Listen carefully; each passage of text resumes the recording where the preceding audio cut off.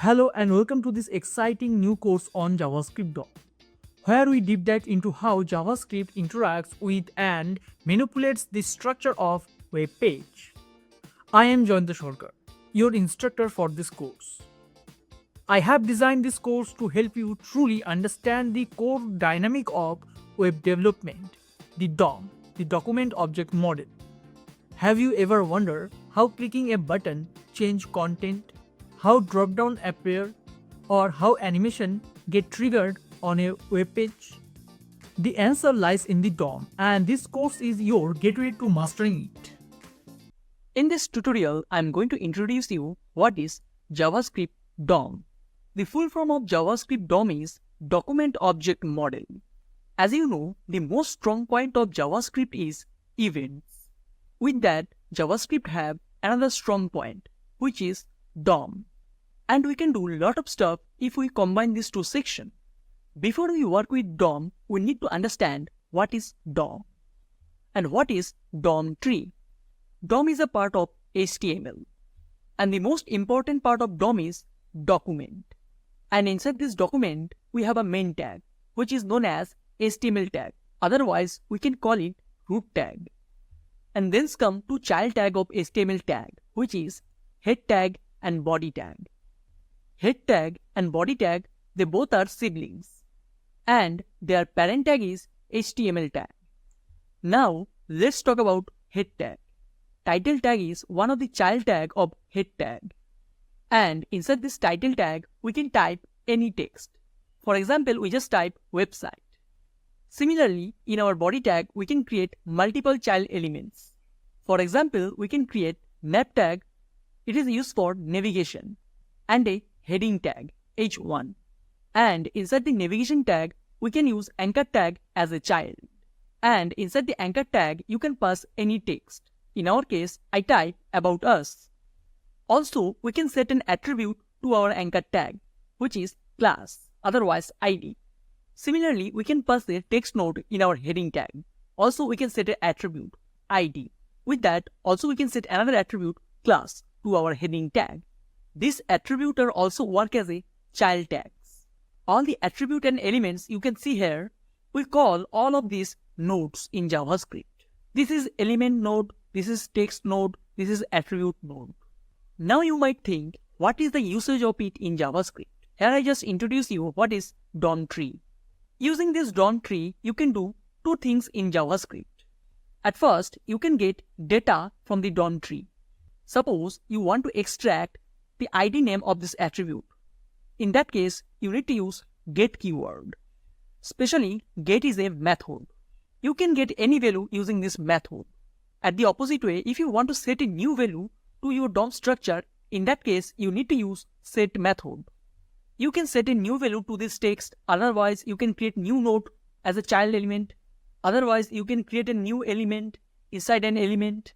If you want to create an animation using help of JavaScript, otherwise, if you want to develop games, anything you want to do with your DOM using help of JavaScript, you need to use these two methods, get and set. Also, we can change the attributes using these two methods. You can change class, ID, elements, whatever you want to change. You can add new HTML element in your document, otherwise you can delete HTML element, otherwise you can delete existing HTML elements. If you want to delete H1 tag, yes, you can delete it. Otherwise, if you want to add another child inside the body tag, yes, you can. So in this tutorial, I just introduce you what is DOM. So from the next tutorial, I am going to show you how we can use it practically. Thanks for watching this video. Stay tuned. Good to see you back, guys. Again, I am back with a new tutorial related JavaScript DOM. And in this tutorials, we are going to learn DOM targeting method. In our previous tutorial, we already learned what is DOM tree. With that, I told you what is the usage of get and set method. Now the question is, if I want to get some value, otherwise set some value, how we can target this element? Suppose I want to change H1 tag value. I want to change welcome to hello world. So how we can target this element? Maybe there are a lot of H1 tag on this document. So how we can do it? To target this element, JavaScript have some special methods. And we are going to learn these special methods in this tutorial. To target DOM element, there are total 3 special methods. We can target DOM element by their ID. Also, we can target DOM element by their class name. And the last option is we can target DOM element their tag name. And if you want to target element by their ID, for that you need to type a special line. Then you need to type a special command, document.getElement by ID. Document is an object, and inside this document I want to search an ID. And here inside the round braces we need to pass the ID name. It is one of the method of document. And remember, you need to type E, B and I in capital. Similarly, if you want to target by their class name, in that case you need to type document.getElement, getElement by class name. And inside the round braces you need to provide the class name of this element. And if you want to target it by their tag name, in that case you need to type document.getElement by tag name. And inside the round braces you need to pass the tag name. But without 3, there are a lot of targeting methods. These are the all targeting methods that I'm going to cover in our tutorial series. So let's start the practical and see how we can use these methods. So as you can see, side by side I open my Visual Studio Code editor and my browser using Live Server extension. And I already created an HTML document named index.html. And as you can see, in this document we create a HTML structure. And we create a basic website layout. Here you can see the header. And also we create a basic menu section. Also we have a content part, and inside this content part we have an image, subheading, content, and the right side you can see a sidebar section, and we have some anchor tag on this list. And also we have a normal footer section. So in this basic layout we are going to explore all the targeting methods.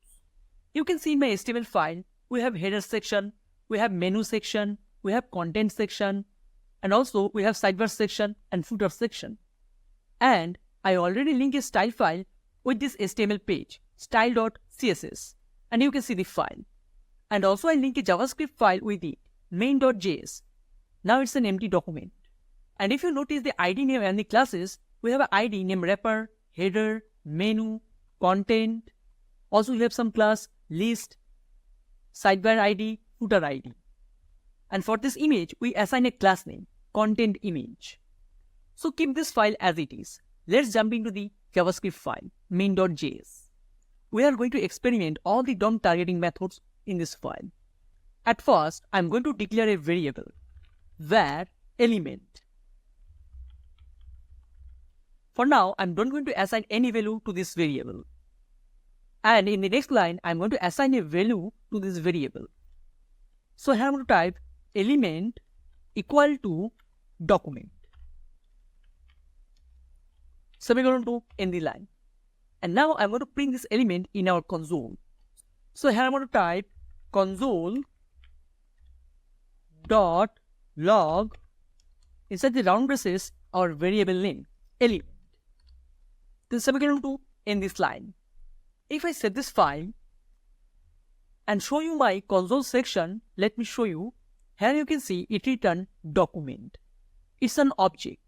So let's see what is inside in this object. If I open this document, you can see the whole HTML structure. It returned all the HTML structure from our page. And if I type document.all and then set this file, now you can see in my console, it returned HTML all collection. It returned all the tag from our HTML page. With that, it returned the tag index number. Suppose I want to target menu section. If I hover on menu, you can see it highlighted our menu section. Similarly, if I hover my cursor on header section, you can see the same result. And now I want to return the title section. For that, I'm going to clear the console.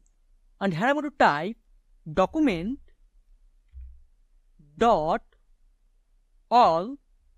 Inside the square braces, I want to return index number 2.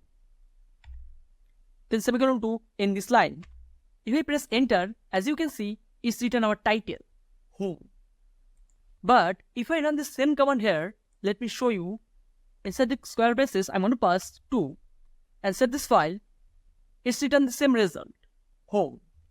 Similarly, we have a lot of DOM targeting methods. So one by one, we are going to explore it. So here I'm going to duplicate this line and comment out previous one. Now I want to target the head section.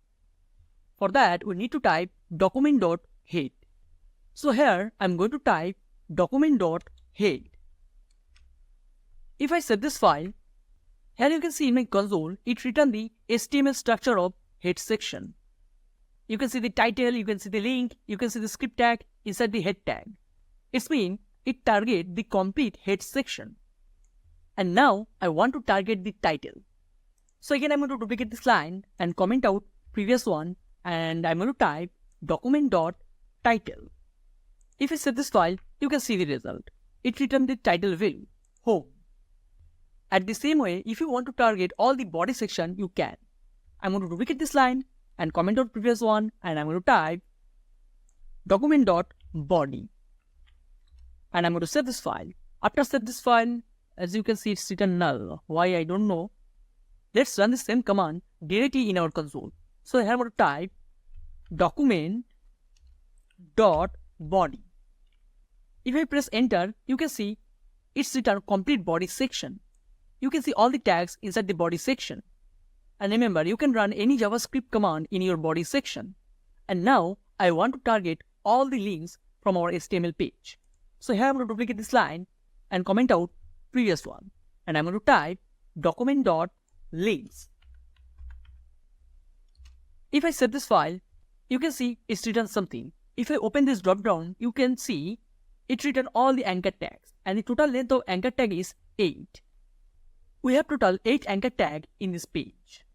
And if I hover my cursor in our first anchor tag, you can see it highlight home section. Similarly for about us, if I hover my cursor index number 1, it highlight about section.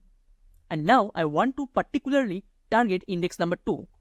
So after links, I'm going to use square braces, and here I'm going to pass 2. If I set this file, you can see again it's written undefined. Why, I don't know. So I'm going to run the same command in our console directly.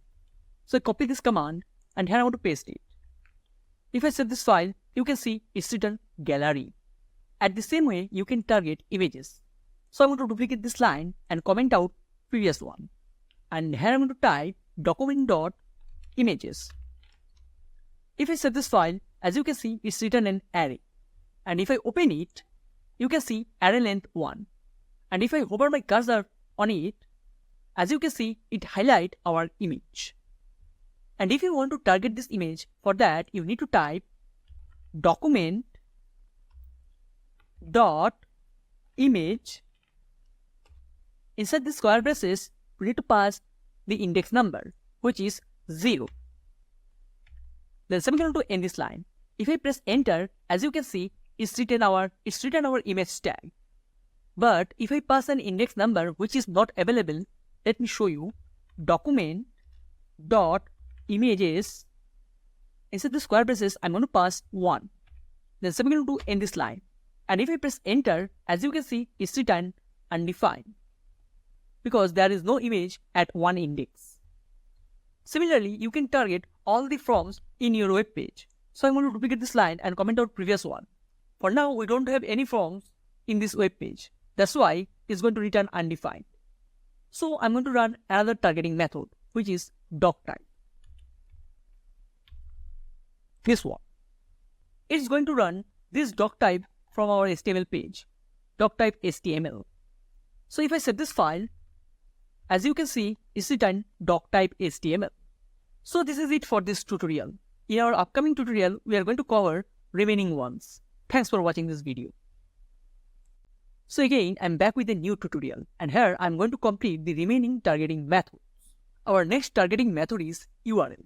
This method is used to target the website URL. So here I'm going to type document dot in capital URL. If I set this file, as you can see in my console, it's written the local server address as the URL.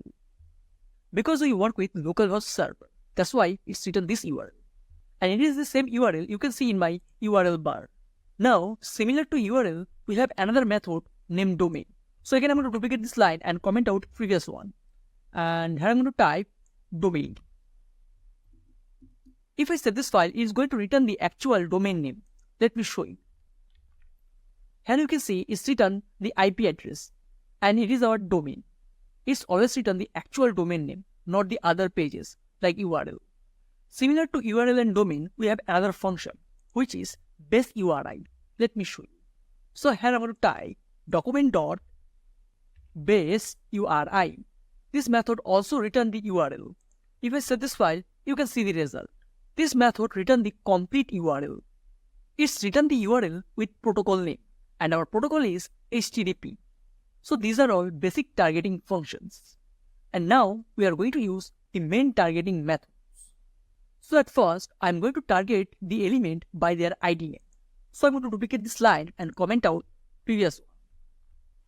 And to target element with ID name, we need to type document.getElement by ID. And inside the round braces, we need to pass the ID name.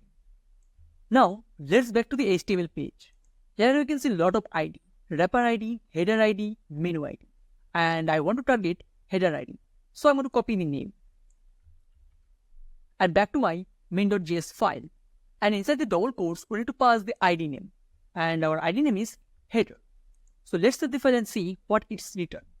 If I set this file, it's written null. So let's run the code directly in my console. So I copy the line, and in my console, I'm going to type document.getElement by ID header. If I press enter, you can see it successfully identify our ID header. And if I open it, you can see inside the header tag we have, and inside this div we have h1 tag. Now using this method, I want to target footer. So again, I'm going to type document.getElement by ID, and inside the double quotes, I'm going to type footer. If I press enter, you can see it's written the footer div. In this tutorial, I just teach you how can we target elements by their tag name, by their ID, by their class name, etc. But in our upcoming tutorials, we are going to learn what we can do after target this element. And now I'm going to target element by their class name. So again, I'm going to duplicate this line and comment out previous one. And here I'm going to type document.getElement by class name. And inside the round braces and inside the double quotes, we need to pass the class name. So again, I'm back to the HTML page. In this page, here I use only one class name, content image. So I'm going to target this image by their class name. So I'm going to copy the class name and back to my main.js file. And inside the double quotes, I'm going to paste it. Content image. If I set this file, you can see in my console, it's written HTML collection. And inside this HTML collection, we have only one class, length 1. Now the question is, when we target element by the class name, in that case, why in our console return length? But when we target element by their ID, in that case, it's written directly the structure. Because ID is unique. Because we need to use ID in one particular tag. We cannot use the same ID multiple times. But for class, we can use the same class multiple times. That's why it's written length. And if you notice, also you can see the difference between method names. Here the method name is getElement. But for class, we need to type getElements. Because ID is unique and class is not. And if you want to target the particular index, for that, you need to pass the index number. So here, inside the square braces, I'm going to pass 0. Because the index number of this image is 0. And set this file, and again it's written undefined. So I'm going to run this code in my console directly. And if I press enter, you can see the result. It returned the image tag with class name content image. And now I'm going to target elements by their tag name. So again, I'm going to duplicate this line and comment out previous one. And here I'm going to type get elements by tag name. And inside the round braces, we need to pass the tag name. So let's back to the HTML page, and I'm going to target, this time I'm going to target this UL tag. So I copy the UL, and in my JS file, I'm going to paste it. If I set this file, as you can see, again it returned HTML collection, because in one HTML document, we can use UL tag multiple times. So, and if I open the HTML collection, you can see total length of UL tag is 3. And if I show you my index.html file, here you can see we use UL tag multiple times for sidebar, for content, and for menu. And if I hover my cursor, index number 0, as you can see, it highlights menu section. And then I hover my cursor, index number 1. it highlights content section. And if I hover index number 2, it highlights sidebar section. And now I want to target the particular URL tag. I want to target this sidebar section. So I'm going to copy the method and I'm going to run this command in my console section and I'm going to paste it. After round braces, we need to use square braces, and inside the square braces, we need to pass the index number. Here I need to pass 2. If I press enter, as you can see, it selects whole sidebar section which is made with UL tag, and you can see all the li tag inside the UL tag. So in this tutorial, we'll learn how we can target element by their class name, by their ID, and by their tag name. And also we work with other targeting methods. So this is it for this tutorial. In the next tutorial, we are going to learn get and set value methods. So thanks for watching this video. Stay tuned. Nice to see you back, guys. Again, I am back with a new tutorial related JavaScript DOM. And in this tutorial, we are going to learn how we can get value from a HTML document. Also, we are going to learn how we can set value in a HTML document.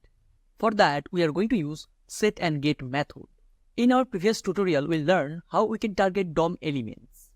But in this tutorial, we are going to learn after target the elements, what can we do with that? First, we are going to learn what we can get from an element. In JavaScript, help of DOM, we can get 3 things: HTML, text, attribute. We can get 3 types of value using get method. For this, JavaScript have some different get methods. The first method is inner text. This method helps to get text from an element. Next one is inner HTML. It's written the HTML of this element. And our last 3 methods help to get the attribute value: getAttribute, getAttributeNode, and attributes. So let's see how inner text and inner HTML works. As you can see side by side, I open my Visual Studio Code editor and my browser using LiveServer extension, and I open my previous HTML document. With that, we have main.js file. At first, I'm going to resolve the issue. If you remember, when we run document.body function, in our console, it's written null. So some of the commands return undefined, otherwise null. So at first, I'm going to resolve this problem. As you can see, here we use script tag inside the header tag. But we need to use the script tag. So I cut the script tag from here and I'm going to use it before body tag end. And I'm going to save this file. Now you can see when I save this file, it's written the whole body section. Now our console not going to return null, otherwise undefined. Now we can run every command in our main.js file. But what is the problem? If we use JavaScript inside the head tag, in that case, the main problem is when we save our file, it loads the script tag before the body tag. That's why our JavaScript not work properly. That's why we need to use the script tag end of this body tag. Now it's worked perfectly. So let's back to the JS file. At first, we are going to learn inner text. So let's back to the index.html file. As you can see, we have a header ID, and inside this header ID, we have h1 tag. And now I want to extract the text from h1 tag. For that, we need to type document.getElement by ID. Inside the round braces, we need to pass the ID name, which is header. If I save this file, as you can see, it's written the complete header tag. It's written the proper HTML structure. But I want to return inner text from this tag. So here we need to use a get method. Dot inner text. If I save this file, now you can see it's written your logo, just the text. Let me show you another example. You can see in my index.html file, here is an ID named content. And inside this content, we have h1 tag, img tag, paragraph tag, etc. If I pass this ID, it's going to return all the text at once. Let me show you. So here I'm going to pass get element by ID inside the round braces content. If I set this page, as you can see, it's written all the text from our content section. It do not return any HTML tag. It is just written pure text. So this is the usage of inner text method. Let's talk about our next method, which is inner HTML. So here I'm going to duplicate this line and comment out previous one. And here I'm going to type inner HTML. If I set this file, you can see my console, it's written the whole HTML structure inside the content section. As you can see, it's written all the HTML tags with their text. And if I pass header here, so I'm going to replace content with header.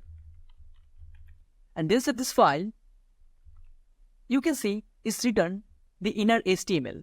H1, with that it's written the text, your logo.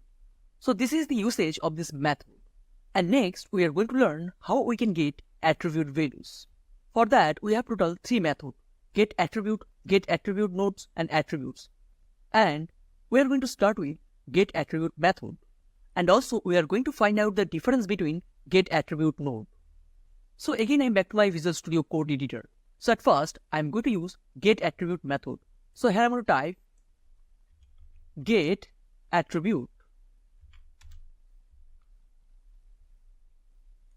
And now we need to pass round braces, and we need to provide the attribute name, which attribute value we want. So let's back to the HTML page. As you can see in this div, we have only one attribute, ID.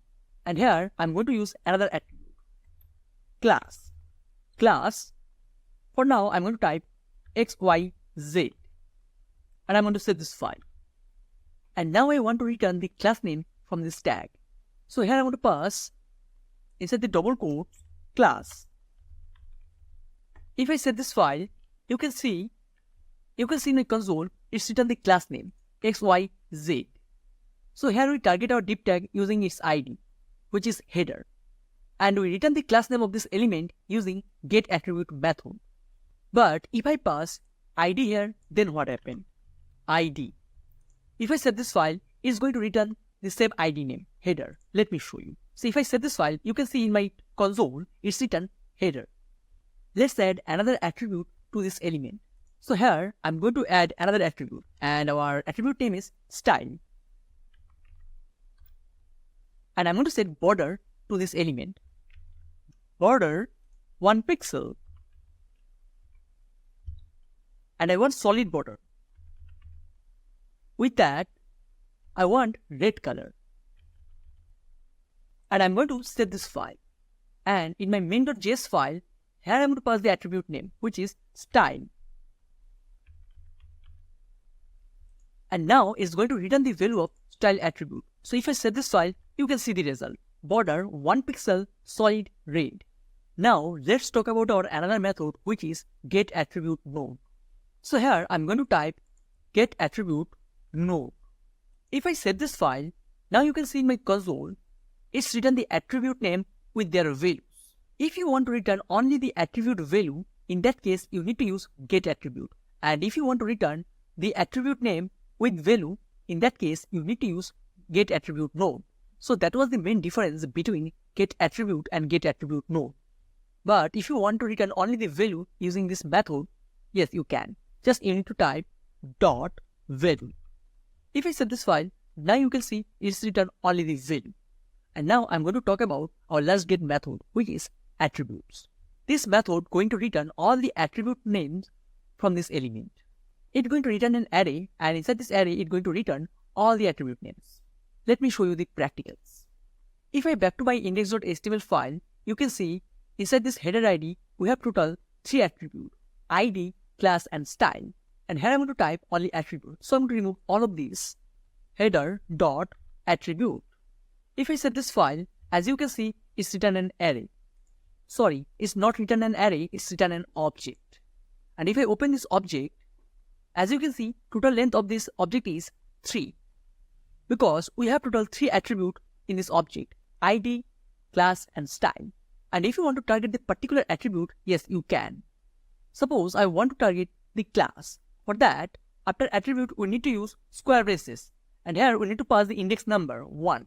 If I save this file, as you can see, it's written the attribute name and its value, XYZ. And now I want to return only the value, not the attribute name. For that, just we need to type dot value.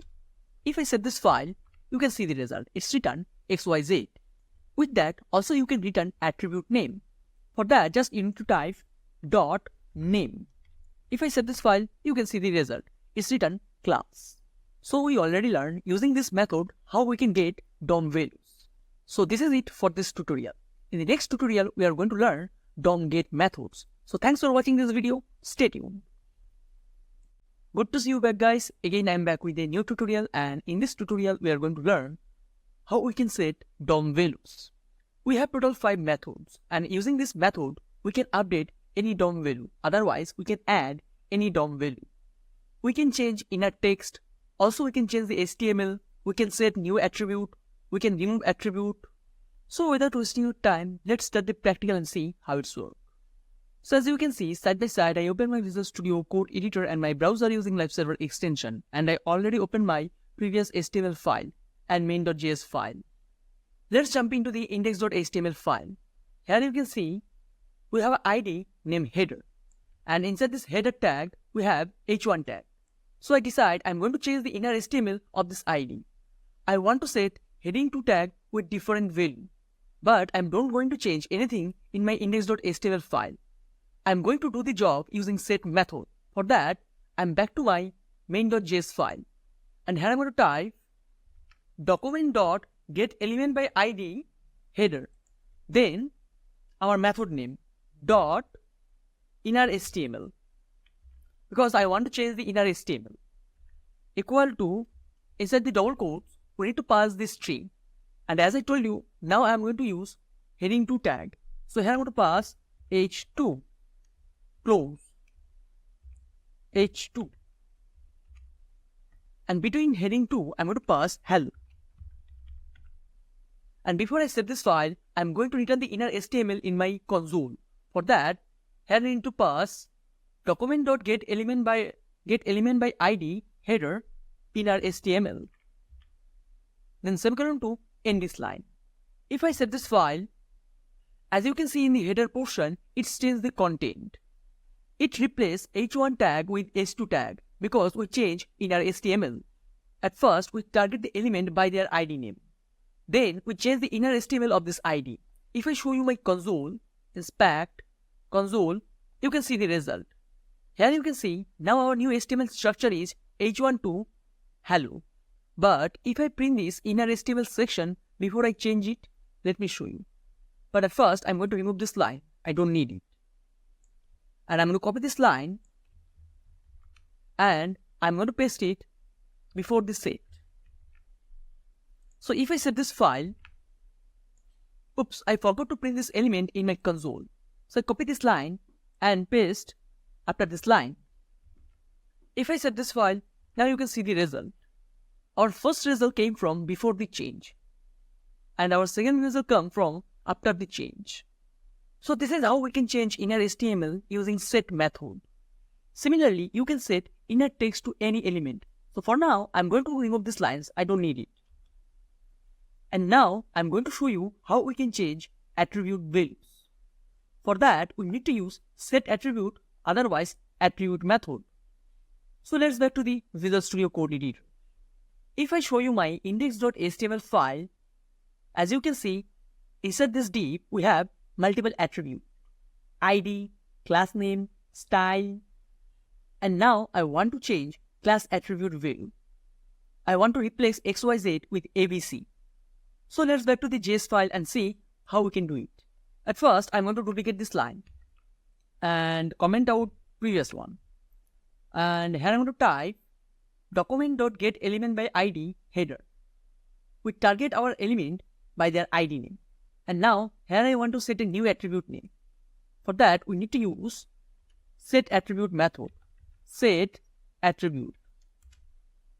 Next, I'm going to remove the unusual lines. These are not required for now. Then inside the ground braces, first we need to pass our attribute name, which is class. And in our second parameter, we need to pass the value name, which is ABC. And semicolon to end this line. Now, let's print the attribute in our console.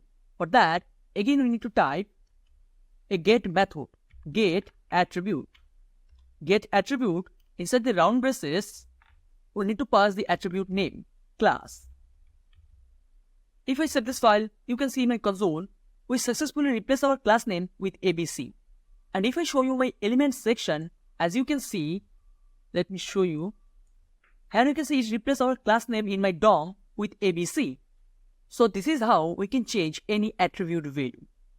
Using setAttribute method, also you can change inline CSS value. Let me show you the example. So again, I'm going to duplicate this line and comment out previous one. And this time I want to target our attribute, and our attribute name is style. And here I'm going to pass a new value, and our value is border colon, and here I need to pass the values. Border 10 pixel dot 8, and I want to set border color white. If I set this file, you can see the result. So we successfully replaced the inline CSS value using this method, but this is not the right way. In our upcoming tutorial, we are going to learn about it. And if you want to print the value in your console, just here you need to type style. If I set this file, now you can see my console, the value, border, 10 pixel, dot 8 and white color. Basically, I want to say, with the help of JavaScript, we can change CSS properties. And we are going to learn about it in our upcoming tutorials. Now, let's talk about our next method, which is attribute method. So again, I'm going to duplicate this line and comment out previous one. And for now, I'm going to remove these unnecessary lines. And here I'm going to type document.getElementById attributes. As you know, here we need to pass array. So inside the square braces, we need to pass the index number. And the index number of our class is 1. If I show you my index.html file, in our 0th index we have id, and in our first index we have class. That's why I pass 1. And I want to change the value of this attribute. So here I'm going to pass dot value. And then we need to use equal to sign. And inside the double quotes, we need to pass the value. And I want to set our class name ZZZ. And semicolon to end this line. Before I set this file, I want to print our attribute value. So here I'm going to pass class. And I'm going to set this file. Now you can see in my console, it replaces our class name with ZZZ. So if you use this method, you need to remember the index number. But in our previous method, you need to pass the attribute name. That's the difference. Let's talk about our last attribute, which is removeAttribute. This attribute is specially used to remove the existing attributes. So let's jump into the Visual Studio Code editor and see how it's works. As you can see in this div, we have total 3 attributes, ID, class and style. As you can see, this div have red border color. Let me increase the size, 10 pixels. And I'm going to set this file. Now when you set this file, you want to remove this border. And I want to remove it using JavaScript. So let's back to the main.js file. And again, I'm going to duplicate this line and comment out previous one. And here we need to pass the attribute name. Document.getElementById header, and our attribute name is removeAttribute. Remove attributes.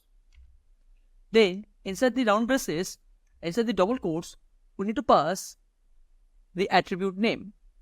And our attribute name is style. And semicolon to end this line. If I save this file, you can see the result. Now you can see in my browser, it removed the style attribute with their value.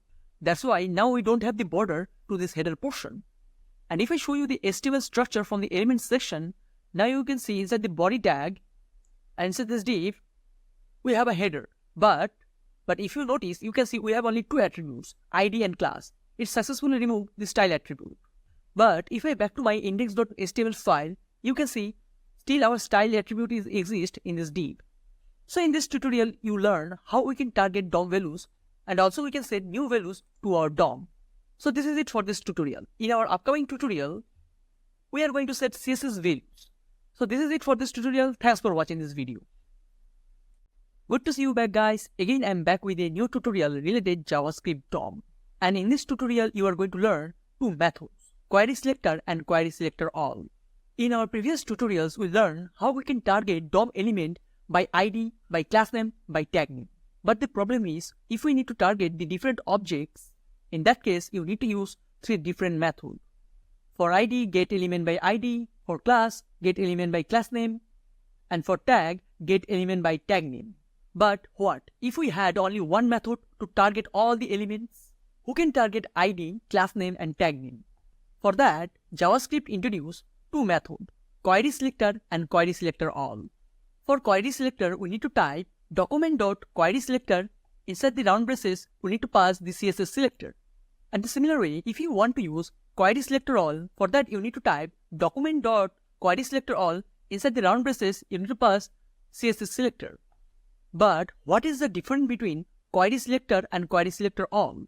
If we use querySelector, it's going to target the first object. Maybe there are similar objects with same class name, but it's going to select the first one. But if you use querySelectorAll, it's going to target all the elements. That is the basic difference between two methods, querySelector and querySelectorAll.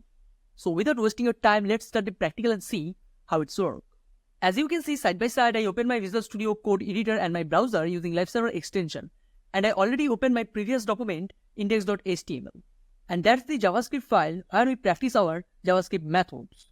Let's use the first method, which is querySelector. So I'm going to remove all of these unnecessary lines. And here I'm going to type document.querySelector. querySelector. And inside the round braces, we need to pass the selector name. And here I use ID selector, header. For that, we need to use hashtag sign because it's an ID. If you use class name, in that case, you need to use dot before the class name. And I want to change the inner HTML of this element. For that, here we need to type inner HTML method, inner HTML equal to, inside the double quotes, I want to replace heading 1 tag with heading 2 tag. For that, here I want to use h2 tag, h2. And between these two tags, I'm going to type hello. And in the next line, and for get, again I'm going to use querySelectorAll. So here I'm going to replace getElement by ID with querySelector. querySelector. And again, we need to use hashtag sign because we are selecting the element using its ID. That's why we need to use hashtag. And I want to return the inner HTML of this element. Dot inner HTML.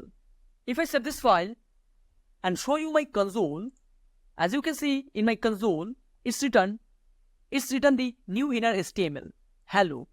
And also you can see here we use heading tag. With that, you can see the changes in our header portion. And remember, this selector is going to target the first element from your document. For now, I'm going to comment out this line, I don't need it. And I'm going to save this file again. And now I'm going to show you another example of querySelector method. If I back to my index.html file, as you can see, there is a class name list. And we use the same class name 2 times.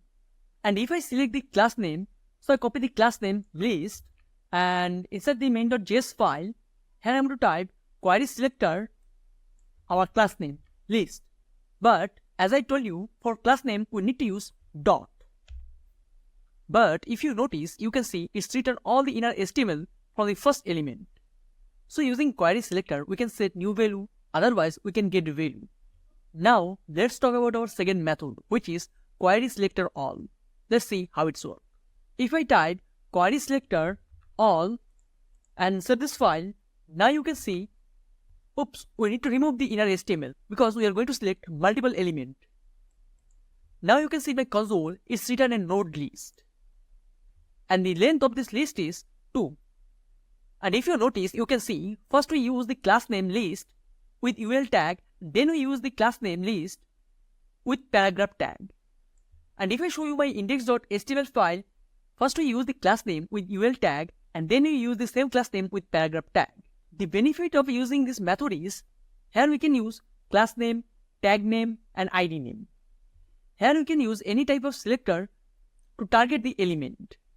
And similar to other method, if you want to target paragraph tag, for that, here you need to pass, inside the square braces, the index number 1. If I save this file, you can see the result. You can see in my console the complete paragraph tag. You can see the class name, you can see the content, etc. Let me show you another example of querySelectorAll. If I show you my index.html file, as you can see, we use UL tag multiple times. We use it in our content section, we use this tag in our sidebar section, also we use it in our menu section. And now I'm going to use the method by their tag name. So inside the round braces, we need to pass the tag name, and our tag name is UL. And also I'm going to remove the index number. For now I don't need it. If I save this file, you can see it's written the node list. And if I open this node list, you can see the total length of UL tag is 3. And one by one, if you want to return the inner HTML, yes, you can. For that, here you need to type square braces, and inside the square braces, we need to pass the index number. I want to return index number 2. Then we need to use dot inner HTML. If I set this file, you can see in my console, it's written all the inner HTML section from index number 2. It's written the sidebar menu list items, home, about us, gallery, contact us, etc. And now I'm going to use little advanced CSS selector. You can see in my index.html file, inside the header section, we have h1 tag, your logo. And we can select the h1 element using this ID. Let me show you. So here I'm going to remove this one. I don't need it. And inside the double quotes, I'm going to type our ID name, header, space, the element name, h1. If I save this file, you can see the result in my console. It's written the h1 tag, which is inside the header section. And if I back to my index.html file and duplicate this line multiple times and save this one, now you can see inside my node list, we have total 3 h1 tag. This advanced selection going to return all the h1 tag from the header element. So basically I want to say, if we use this method, here we can use advanced CSS selectors. So this is the usage of querySelector and querySelectorAll method. Using one selector, we can target all type of attributes, ID, class, style, etc. So this is it for this tutorial. Thanks for watching this video. Stay tuned for our next tutorial. Good to see you back, guys. Again, I am back with a new tutorial related JavaScript DOM. And in this tutorial, we are going to learn DOM CSS styling methods. Basically, we have 3 methods that can use to style CSS DOM. The first method is style, and the second method is class name, and the third method is classList. Using this method, you can get CSS value, otherwise you can set CSS value. Suppose you want to extract CSS property from element. For that, you can directly use style method. Also, you can set new value using style method. So let's start the practical and see how it's works. As you can see, side by side I open my Visual Studio Code editor and my browser using Live Server extension. And I open my previous HTML document named index.html. With that, I open main.js file. So at first, we are going to style the header portion. And at first, I'm going to show you the example of style property. If I show you my index.html file, as you can see in this div, we have an ID named header. And also we have style attribute in this div. So I'm going to target this element using header ID. So copy the ID name and back to my main.js file, and here I'm going to type document.querySelector hashtag our ID name, header. At first, I'm going to show you how we can get style property from this element. For that, here I need to type dot style. And if I show you my index.html, as you can see, inside our style attribute, we have a property named border. So I want to get border property value. So I copy the property name border and back to my main.js file, and here, after style, I'm going to use dot and our property name, border. And before I save this file, I'm going to open my console, inspect, console. If I save this file, you can see in my console, it's written the border property value from the header element. So we can get CSS value from this method. But if I pass a property which is not exist in our element, let me show you. As you can see, here we use only border property. We do not use any other CSS property like color, padding. So if I type color here and then save this file, as you can see in my console, it's written blank. And now I'm going to set a font color to our header section. So back to my index.html file, and here I'm going to type semicolon, and after semicolon, I'm going to use another property which is color. Color yellow. If I save this file, you can see in my console it's written yellow. For now, I'm going to remove the responsive mode, and if I type something inside this div, so I'm going to type hello and save this file. Now you can see in my header section, the font color is yellow. So this is how we can get CSS property value using style method. And now I am going to show you using style method how we can set new CSS property in an HTML element. In our previous example, we get value using style method. And now we are going to learn how we can assign a new property value to a HTML element. Now I want to set background color to this element. So I'm back to my main.js file and I'm going to copy this portion and I comment out this line. And in the next line, I'm going to paste it. And now I want to set background color to this div. For that, here we need to type dot style method. After that, we need to pass the CSS property name which I want to set in this element. And I want to set background color. So here I'm going to type background color. Background color, and I want to use blue. And semicolon to end this line. And remember, in CSS we need to use dash between background and color. But in JavaScript you don't need to use dash sign, and also you need to capitalize C character. So let's save the file and see what it returned. After save this file, you can see the result. Here you can see it's changed the header background color. I do not save my HTML file, that's why hello is still exists in our header portion. So let's save the index file again. Now it's gone.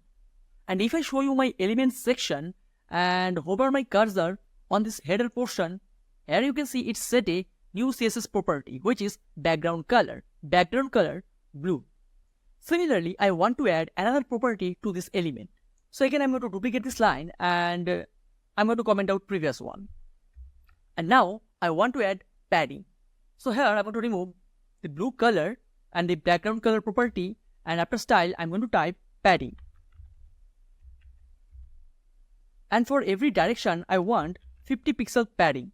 So here I'm going to type 50 pixel. And if I save this file, you can see the result. It adds 50 pixel padding from all of the direction. So we learn how we can set value and get value using style method. And now I'm going to talk about our second method, which is class name. Using this, you can get any class value. Also, you can set any class name. So let's start the practical and see how it's works. So let's back to the HTML file. As you can see, in our header div, we have a class named XYZ, and I'm going to remove it now. Now, in this element, we don't have any class. And I want to set a class name to this element. Now, let's back to the main.js file. First, I'm going to duplicate this line and comment out previous one. And here I'm going to type document.querySelector.method name, which is class name. Class name. And I want to set a new class name. And our class name is ABC. And also I want to get the class name and I want to print the class name in my console. For that, again I'm going to duplicate this line and here I'm going to type our variable name, element. Element equal to document.querySelector header, and I want to return our class name only. I don't want to set any value. If I set this file and show you my console, it's written ABC. So here we set a new class name and get new class name using this method. And also you can see the class name in my element section, class ABC.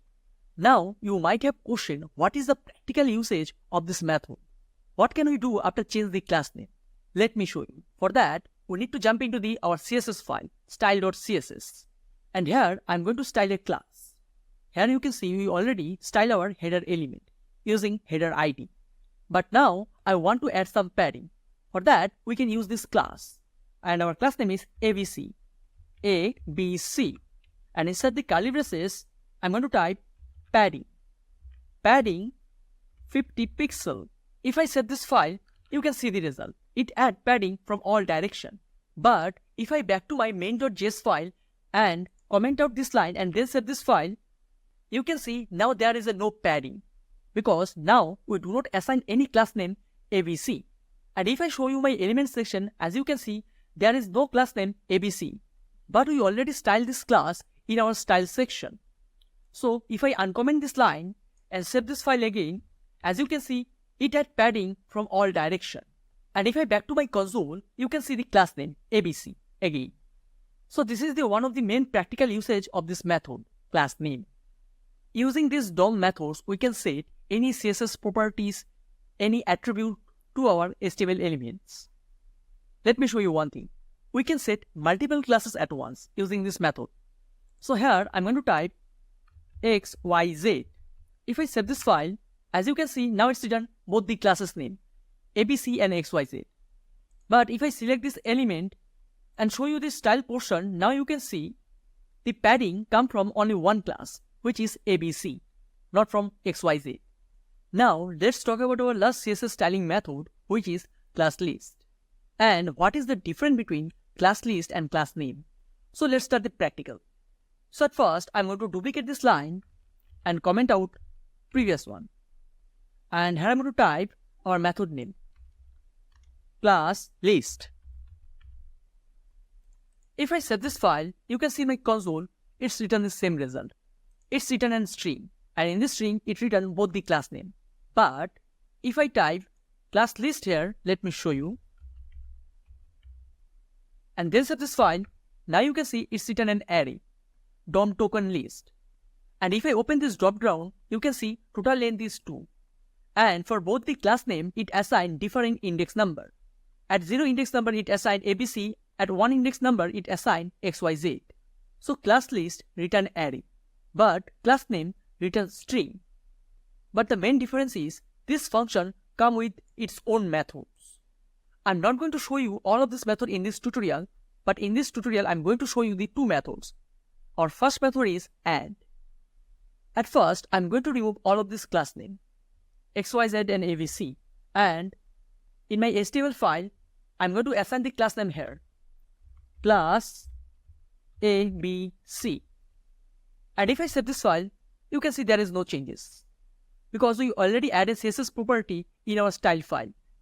Now, in this element, I want to add a new class with ABC. For that, we need to use add method. So I'm going to remove all of this, and here I'm going to type classList dot add. Using this method, we can add multiple classes. And here, I'm going to add a class name QWE. And if I save this file, you can see in my console, it written two class name ABC and QWE. But in our HTML file, here we assign only one class, ABC. But we assign the second class from the JavaScript DOM. And if you want to add another class with that, yes, you can. Just after quotation, here you need to use comma, and inside the double quotes, you can pass another class name. And here I'm going to type ASD. If I save this file, you can see in my console, now we have total 3 classes in this element, ABC, QWE, and ASD. So using this add method, you can add multiple classes at once. Now let's talk about next class list method, which is remove. So at first, I'm going to remove this method add. Then I'm back to my index.html file. And here, inside the class, I'm going to assign two another classes in my HTML page, XYZ and ASD. And I'm going to save this file. After save this file, you can see in my console, it written 4 class name because we do not save our main.js file. If I save this file, you can see the result. Now it's written an arrow because we do not use any method here. That's why it's written an arrow. But if I comment out this line and save this file, now you can see in my console, it's written 3 class name, ABC, XYZ, ASD. Now I want to remove one of the class from this list. I want to remove XYZ class. So here I'm going to use a method name remove. So I uncomment this line and here I'm going to type remove. And inside the round braces, we need to pass the class name and I want to remove XYZ.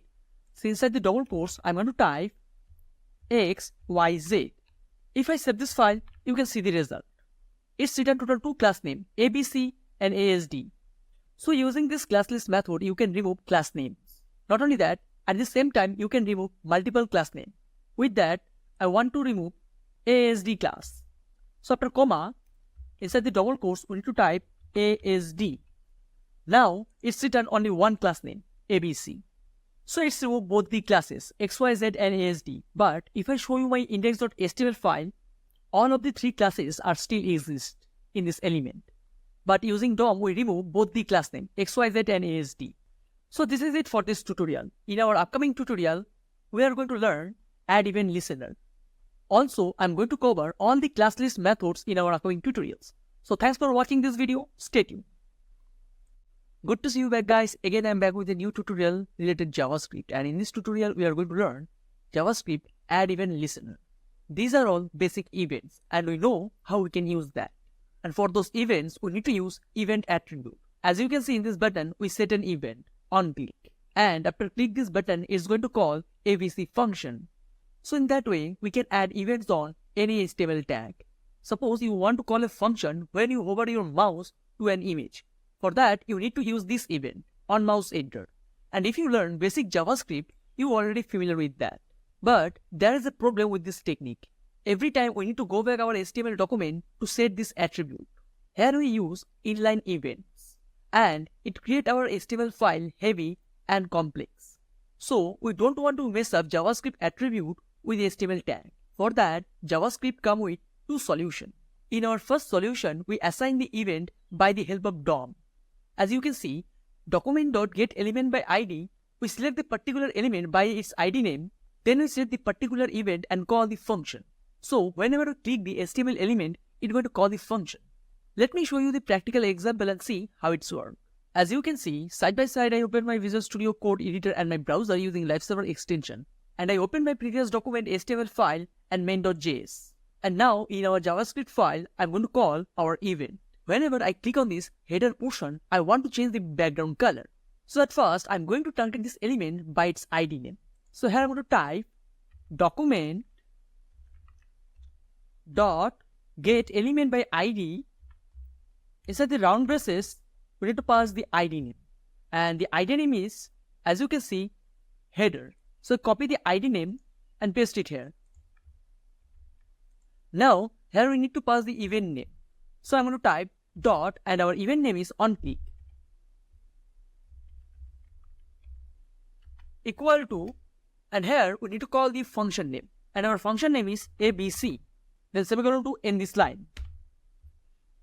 Now we call the function, but we do not create the function. For that, I'm going to create the function. So here I'm going to type function and our function name is ABC. Round braces. Then inside the curly braces, and I want to change the header background color when I click on it. So again, we need to select this element and I want to select this element by its ID name. So copy this line and paste it here. Dot style.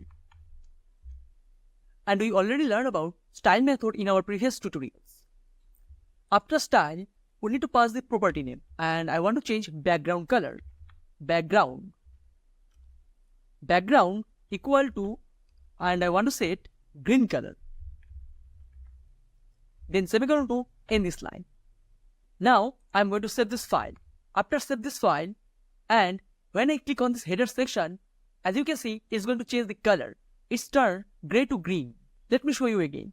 So if I refresh this page, as you can see, now the header background color is gray. But if I click on it, as you can see, it's turned into green. So in that way, we can add events in our HTML tag. So this is it. In the next tutorial, we are going to show you how we can use addEventListener method. Now, let's talk about addEventListener method. It is the very useful method in JavaScript. After select the element, we need to type addEventListener. It is the method name. After that, you need to pass two parameters. Basically, we need to pass total 3 parameters, but for now, I'm going to show you 2 parameters. In our first parameter, we need to pass the event name. And remember, for click method, just we need to type click, not on click. Similarly, for on mouse enter, just we need to type mouse enter. And for on DVL click, we need to type DVL click. And in our next parameter, we need to pass the function name. Otherwise, you can create the inline function. If you don't want to call the function, you can create the function in this line. You need to type function keyword, then round braces, and inside the curly braces, you can pass your statement. So let's start the practical and see how we can use it. So again, I'm back to my Visual Studio Code editor. So here I'm going to use the addEventListener method and I'm going to call ABC function. So I'm going to remove this line and I'm going to type addEventListener. And then we need to use round braces and here we need to pass total 2 parameters.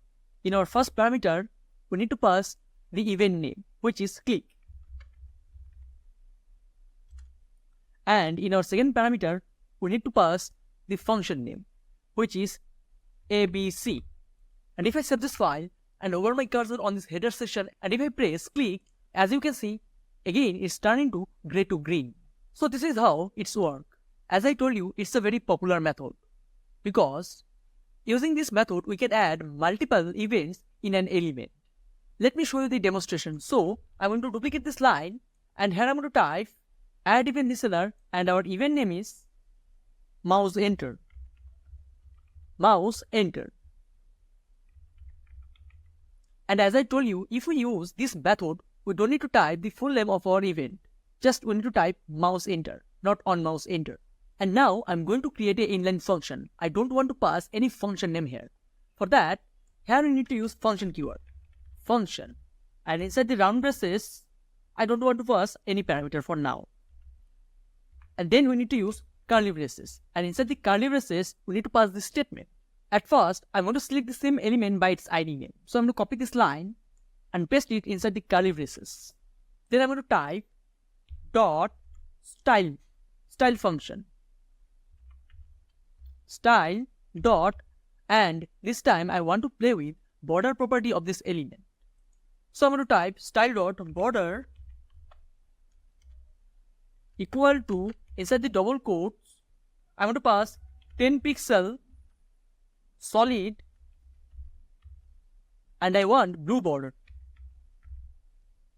And here I'm going to pass the semicolon to end this line and save this file. And now I want to hover my cursor on this header portion. If I hover my cursor on this header portion, you can see it extends our border width up to 10 pixels. With that, it set a border color blue. Now it's run on mouse enter event, and if I click on it, at the same time you can see it's turned into green color, and then it run click event. So using this method, at the same time we can add multiple events. And now I'm going to show you another trick. Here I'm going to use the same event in the same element at the same time, but for the different task. So I'm going to remove on mouse enter, and here I'm going to type click again. And I'm going to save this file. As you can see, now the border color is red and border width is 2 pixels. With that, the background color is gray. If I click on it at the same time, it's changed the background color. Also, it's changed the border width and the color. This trick is possible if we use only this method, addEventListener. Now, let me show you another advanced thing. Here you can see we target this element header, and we assign an event to this element, click. And also we style the same element in our function. So we can use a shortcut and remove this section from here. And here I'm going to use this keyword, this dot style dot border. This means the element we target. And here we target the header portion. So using this keyword, we can reduce some characters from it. If I save this code and hover my cursor on this header section and click on it, you can see the same result. It's not going to affect in our result. So this is it for this tutorial. In the next tutorial, we are going to talk about the third parameter of addEventListener function. Thanks for watching this video. So we already learned how we can use addEventListener method. First, we need to pass the event name. Then we need to pass the function name. But there is another parameter which is completely optional. And the parameter name is useCapture. This parameter returns true either false value. Now, what is the meaning of that? Let's try to understand what is the meaning of that. Here you can see two containers, outer and inner. First one is outer div and second one is inner div. And you said click event both the divs. Now, if you click on inner div section, it's automatically triggered the outer div click. I want to say, in that case, it's going to run both the events. And if you want to run the inner div event, then you want to run outer div event. In that case, you need to use useCapture parameter. So let's start the practical and see how we can use it. So as you can see, side by side, I open my Visual Studio Code editor and my browser using LiveServer extension, and I already created an HTML file named index2.html. With that, I create a JavaScript file main2.js. As you can see, in my browser, we have outer div and inner div. And now I'm going to add to similar event both the divs. And then we are going to see how we can use useCapture parameter. So first I'm going to target the element. So I'm going to type document dot querySelector. Inside the round braces, we need to pass the element name using the ID. So I'm going to type hashtag and the ID name is inner. First I target the inner element. Then I'm going to use dot. And here I'm going to use addEventListener. And our event name is click. And here I'm going to create the inline function. So I'm going to type comma function. Function round braces, and inside the curly braces, this dot style dot background equal to, and I want green background color. When I click on inner div, green. So we're going to end this line. If I save this file and click on this inner div section, as you can see, it turned into green color. So I'm going to save this file and back to the previous position. At the same time, I'm going to add the same event in our outer div section. So I'm going to duplicate this line, and here I'm going to pass outer. And I want the background color blue. And I'm going to save this file. In these programs, we do not use our last parameter useCapture. So first, I'm going to show you the demonstration without useCapture. So I'm going to save this file again, and I'm going to click on inner div section. When I click on inner div section, as you can see, it's also effect on outer div section. To make it more clear, let's add two alert box inside this event. So here I'm going to type alert, and inside the alert box, I'm going to type inner div. Inner div. And for outer div, I'm going to type outer div. And I'm going to save this file. Now, if I click on the inner div section, as you can see, first it runs inner div. If I press OK, then it runs outer div. But if I pass the third parameter, which is useCapture, and here I'm going to pass true. Also, I'm going to pass true parameter for our outer div. True. And I'm going to save this file. And if I click on my inner section, now you can see at first it runs outer div portion. If I press OK, then it runs inner div. It is possible when I pass true value, both the element, and if I pass false, both the functions. Let me show you. So here I'm going to pass false. Also I'm going to pass false here. False, and save this file and click on inner div section. Now you can see it runs the default function. First it runs inner div event, then it runs outer div event.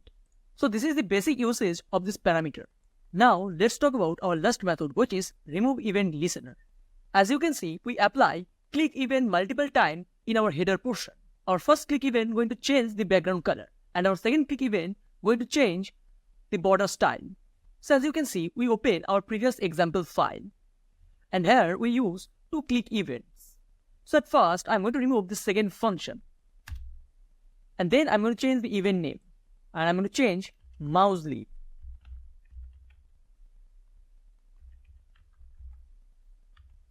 And I'm going to save this file. As you know, when we use this event, whenever we hover my cursor on this element and remove the cursor, it's going to apply the function. Let me show you. So I'm going to hover my cursor on this header section, and if I remove my cursor, as you can see, it's changed the background color. But I want to remove this event. So how we can remove this event? For that, we have removeEventListener function. So again, I'm going to select the header portion. So I'm going to duplicate this line, and here I'm going to type addEventListener, and here I'm going to use another event, which is click. And I'm going to call a different function, and our function name is xyz. So let's create the function. Here I'm going to type function xyz, then round braces. Then inside the curly braces, I'm going to type document dot get element by ID, and our ID name is header. So I'll copy this portion and paste it inside the round braces. Dot. Now we need to use the function which is removeEventListener. removeEventListener. And here we need to pass the event name, which event I want to remove. And I want to remove this event, mouseleap. So at first we need to pass the event name, which is mouseleap. So I copy the event name inside the double quotes. I'm going to pass it. And then we need to pass the function name. And the function name is ABC. And semicolon to end this line. So after set this file, I hover my cursor and I remove my cursor from the header portion. Now you can see, again it turned into green. But if I save this file again, this time I'm going to click on this header portion. I want to call the click event. After press click event, and if I remove my cursor from this position, as you can see, hey, it's not work. Oops, I did a silly mistake. Because I passed the function name inside the double quotes. I don't need to pass the function name inside the double quotes. So I want to save this file again. And again, I'm going to move my cursor on this header portion. And this time I'm going to press click. After press the click, and if I remove my cursor from this portion, as you can see, now the background not change the color. So this is the usage of removeEventListener. This method is used to remove events. As you can see, to remove mouseleap event, we set another event, which is click. So after press the click, it's going to call this function xyz. And in our xyz, we use removeEventListener method. And this method going to remove this event from this function. So this is how we can use removeEventListener function. So thanks for watching this video. Stay tuned for our next tutorial. Hello guys, good to see you back. Again, I am back with a new tutorial related JavaScript DOM. And in this tutorial, we are going to learn classList methods. In our previous tutorials, we already learned little bit about class method. We learned about add method and remove method. We learned using this method how we can add class to an object. Also, we learned how we can remove class from an object. Without that, there are a lot of methods like toggle, contains, item, length. So one by one, we are going to learn all of these methods. So let's start with add and remove method. So as you can see, side by side, I open my Visual Studio Code editor and my browser using Live Server extension. And I already created an HTML document named index.html. As you can see, in our header section, we already defined a class ABC. And if you show you this style file, as you can see, the red background color comes from the ABC class. And now I want to add a new class when I click on this header portion. For that, we are going to use classList methods. I want to add another class named XYZ to this element. But before, I'm going to style this class. So here, I'm going to create a class named XYZ. XYZ. And here I'm going to set background color green. And I'm going to save this file.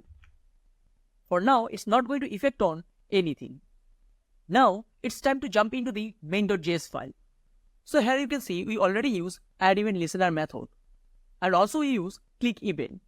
And after click this header section, I want to call ABC function. And for now, our function is completely blank. Now, after click this section, I want to add a new class using classList method. For that, we need to type document.getElement by ID header. Let me show you. Dot the method name classList. classList. And here I'm going to type classList dot add. And inside the round braces, I'm going to pass the class name. And the class name is XYZ. Then semicolon to end this line. Now let's save the file and click on the header section. After click on this header section, as you can see, it filled the background color with green. And if I show you my console, elements, and if I hover my header section, here you can see it add a new class to our header element, XYZ. And the background color come from this class. Using add method, we can add multiple classes at once. If I press comma and then pass another class, QWE, and save this file and click on this section, as you can see in my element section, now we have another class named QWE. So this is how we can add multiple classes at once. And now I'm going to show you how can we use remove method in classList. So I'm going to add two more classes in our HTML document. I'm going to type XYZ and EFG. And I'm going to save this file. Now let's back to the main.js file. So for that, we need to duplicate this line, and I'm going to comment out previous one. And here I'm going to use classList.remove method. Remove. And I want to remove XYZ and EFG. So here I'm going to pass EFG. And I'm going to save this file. After click this header portion, I want to remove XYZ and EFG. So after save this file, if I click on header portion, as you can see, it back to the previous color. It's mean it removed XYZ. And if I show you my elements section, now you can see we have only one class, ABC. It removed XYZ and EFG, but it still exists in our HTML document. ABC, XYZ and EFG. But the help of classList method, we remove it successfully. So here you learn how we can use remove method. So we already learned how we can use add and remove method. And now we are going to learn how we can use toggle and length method. So let's start the practical and see what can we do with that. As you can see, we have total 3 classes in our element, ABC, XYZ, EFG.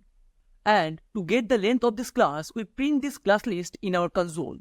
That's why it return length. But now I just want to return the length, not the value and the index number. For that, here we need to type dot length function, length. And I'm going to set this file. After set this file, if I click on header section, now you can see the result. It returned only 3. And as you know, we assign total 3 class in our element. So in that way, we can use length function. Now, let's talk about toggle method. What is that and how we can use it?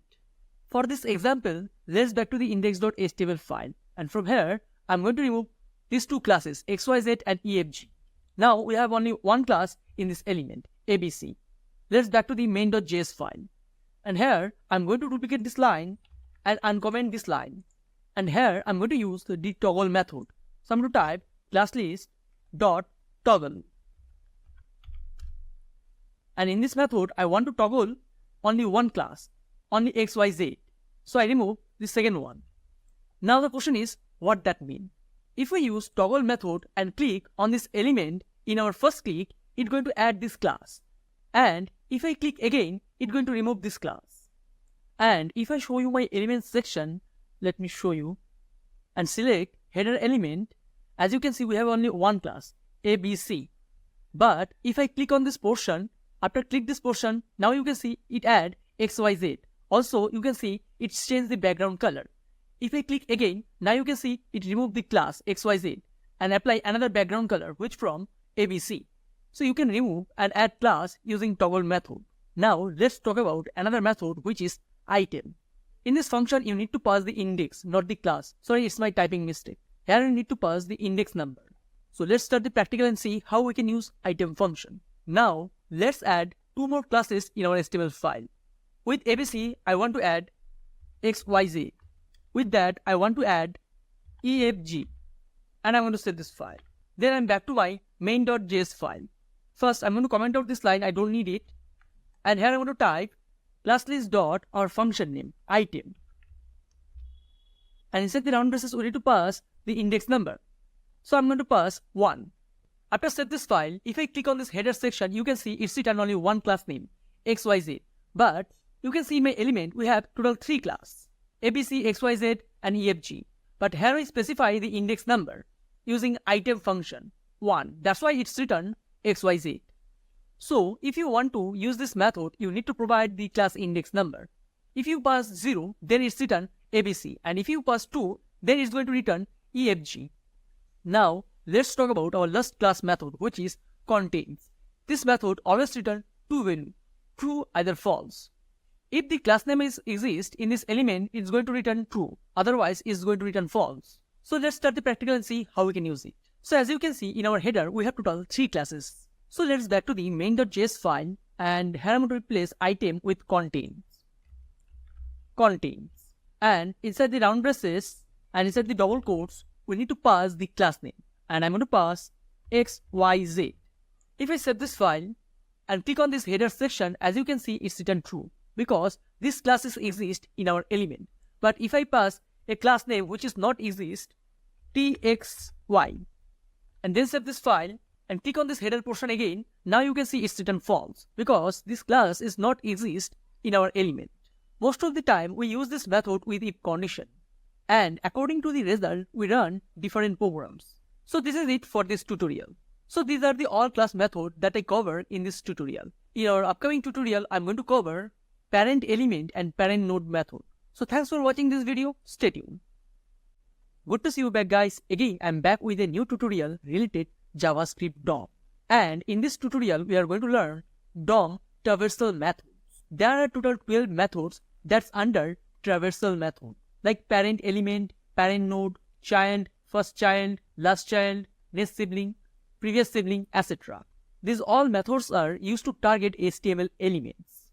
But before start the practical, we need to understand what is siblings, child element, parentNode, firstChild, because without knowing the basic, it is very difficult to understand it. Assume that it is our DOM object. Here, A is parent element and B, C, D, E, F is child element of A. In JavaScript term, we can call it node, otherwise element. And if we ask who is the first child of A, then the answer is B. B is the first child of A. And if we ask who is the last child of A, then F is the last child of A. So these are all child of A element. Now these all elements are siblings. B, C, D, E, F. They are all siblings. And if I ask you who is the next sibling of D, the answer is E. E is the next sibling of D. And if I ask you who is the previous sibling of D, and the answer is C. C is the previous sibling of D.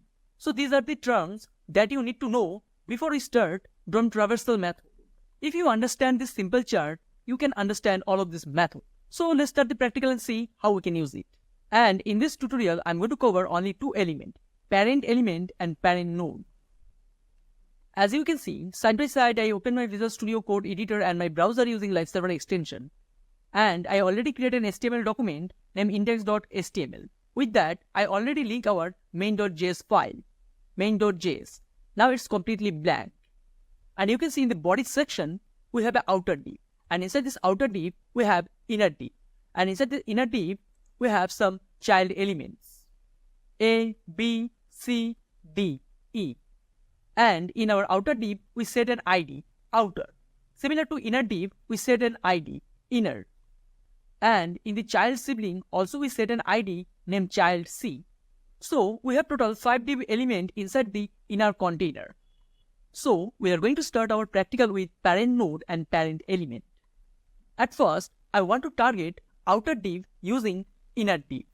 So let's jump into the JavaScript file and see how we can do it. Here I'm going to type document dot get element by ID. Inside the round braces, we need to pass the ID name, and the ID name is inner. First, I want to target the inner ID. The pink area is inner element area. Using the help of inner element, I want to target the outer element. So I'm going to use parentElement method, parentElement, and I'm going to move this line into a variable where A equal to document.getElement by ID dot parentElement. And now I'm going to print this variable in our console section. So I'm going to type console dot log inside the round braces our variable name A, then semicolon to end this line. If I set this file, you can see my console, it's written outer. It's written outer div section. And if I hover my cursor on this section, you can see it highlight the outer div section. So inner div parent is outer div. But who is the outer div parent? And if I select the outer ID here, so I'm going to pass outer, and I want to show the outer ID parentElement. If I save this file, you can see in my console, it's body. The parentElement of outer element is body. Now the question is, who is the parentElement of the body element? So I'm going to duplicate this line and comment out previous one. And I'm going to type document.body dot parentElement. If I save this file, now you can see in my console, it is HTML. HTML is the ultimate parent element of all of the tags. So using this kind of targeting method, we can do anything. So I'm going to comment out this line and uncomment this one and set this file again. Using this targeting method, we can change inner HTML, we can change style, we can change whatever we want. Suppose I want to change outer background color. So I'm going to duplicate this line and comment out previous one. And here I'm going to type parentElement dot style method. And here I want to change background color. Background equal to, and I want to set background color red. If I set this file, you can see the result. As you can see, it add a background color to our HTML tag because here we pass outer element and it select the parent element of outer element, and the parent element of outer element is HTML. But if I pass inner here and then set this file, now you can see it's changed the outer element background color. But we select inner element. Using the inner element ID, we successfully target the outer element, and also we apply a style to this outer element. So I hope now it's clear for you how we can target parent element. And now I want to select the inner element using the help of child element. If I show you my index.html file, here you can see there is a child element named C, and also we set an ID child C. So I'm copy the ID name child C and back to the main.js file, and here I'm going to replace inner with child C. If I save this file, now you can see we successfully change our inner background color red. Now let's talk about the another command, which is parentNode. There is not too much difference between parentElement and parentNode. So I'm going to duplicate this line and comment out previous one. And here I'm going to type parentNode. parentNode. If I set this file, as you can see, it's written the same result. But the main difference is, if we use parentElement, and if the parent element is not available, then it's going to return null. And if we use parentNode, and if the parent element is not available, then it's going to return something. Let's make it more clear. So I'm going to remove this style portion. Just I want to return parentNode. If I set this file, now you can see in my console it's written inner, because the parent of CChild is inner element. But if I back to my index.html file, as you can see, in our HTML tag, there is an ID, main. And I'm going to copy this ID and back to the main.js file. And here I want to pass the ID name. Now I want to return the parent element of HTML tag. After set this file, as you can see, it's written the document. It do not return any null. But if I pass parent element here, let me show you. I'm going to duplicate this line and comment out previous one, and here I'm going to pass parent element. If I use this function and set this file, as you can see, it's written null because there is no parent element of HTML tag. So this is it for this tutorial. In the next tutorial, we are going to learn children and child node methods. So thanks for watching this video. Stay tuned. Good to see you back, guys. Again, I am back with a new tutorial related DOM traversal methods. And in this tutorial, we are going to learn children and child node method. In our previous tutorial, we already learned about parent node and parent element. So let's see what is the difference between children and child nodes. As you can see, side by side, I opened my Visual Studio Code editor and my browser using Live Server extension. And I already opened my previous HTML document, index.html file. With that, we open main.js file. Basically, using this method, we can target children using the parent node. In our previous tutorial, we target the parent node using children. But in this tutorial, we are going to target children using parent. So let me show you the demonstration. First, I'm going to target the outer element children.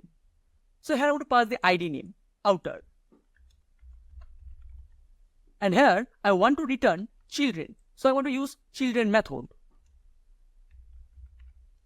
Children. And I'm going to save this file. And if I show you my console, you can see in my console, it's written HTML collection. Here you can see in my console, it returned total 2 children, h2 tag and in a div section. If I show you my HTML structure, as you can see, inside the outer div, we have total 2 children, inner div section and h2 tag. That's why it's written 2 element.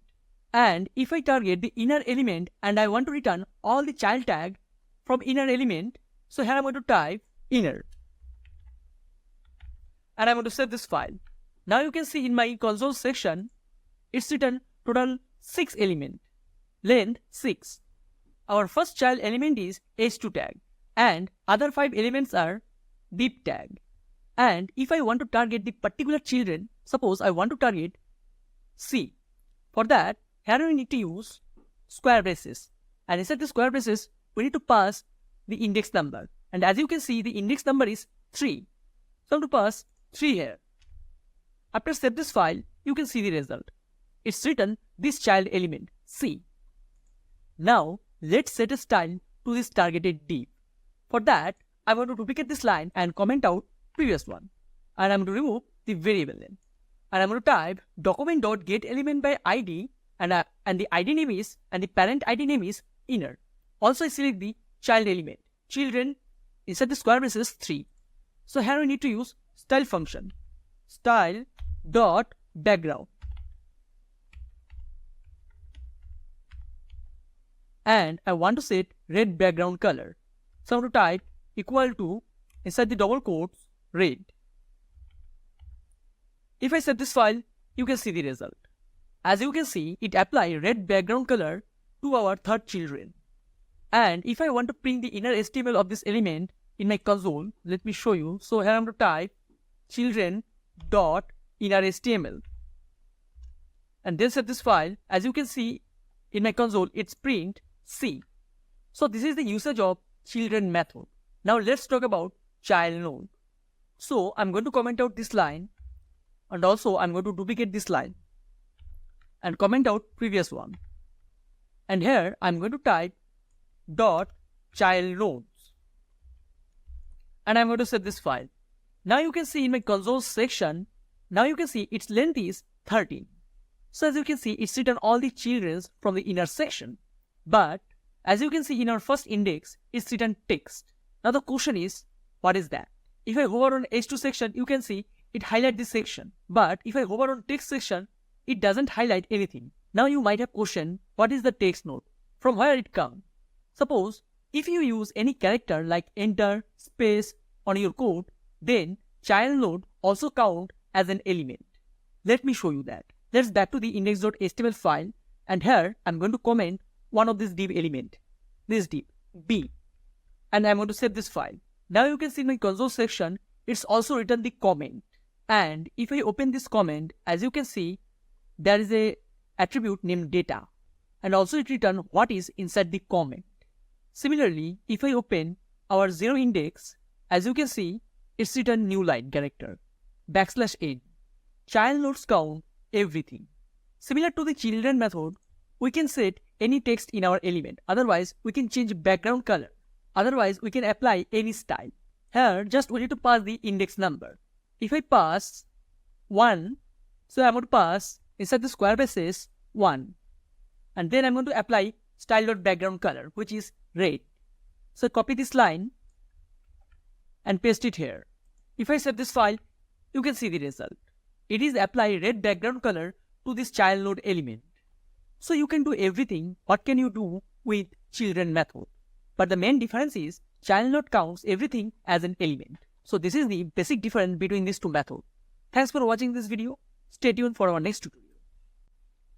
Good to see you back, guys. Again, I am back with a new tutorial related DOM traversal method. And in this tutorial, we are going to learn firstChild method and lastChild.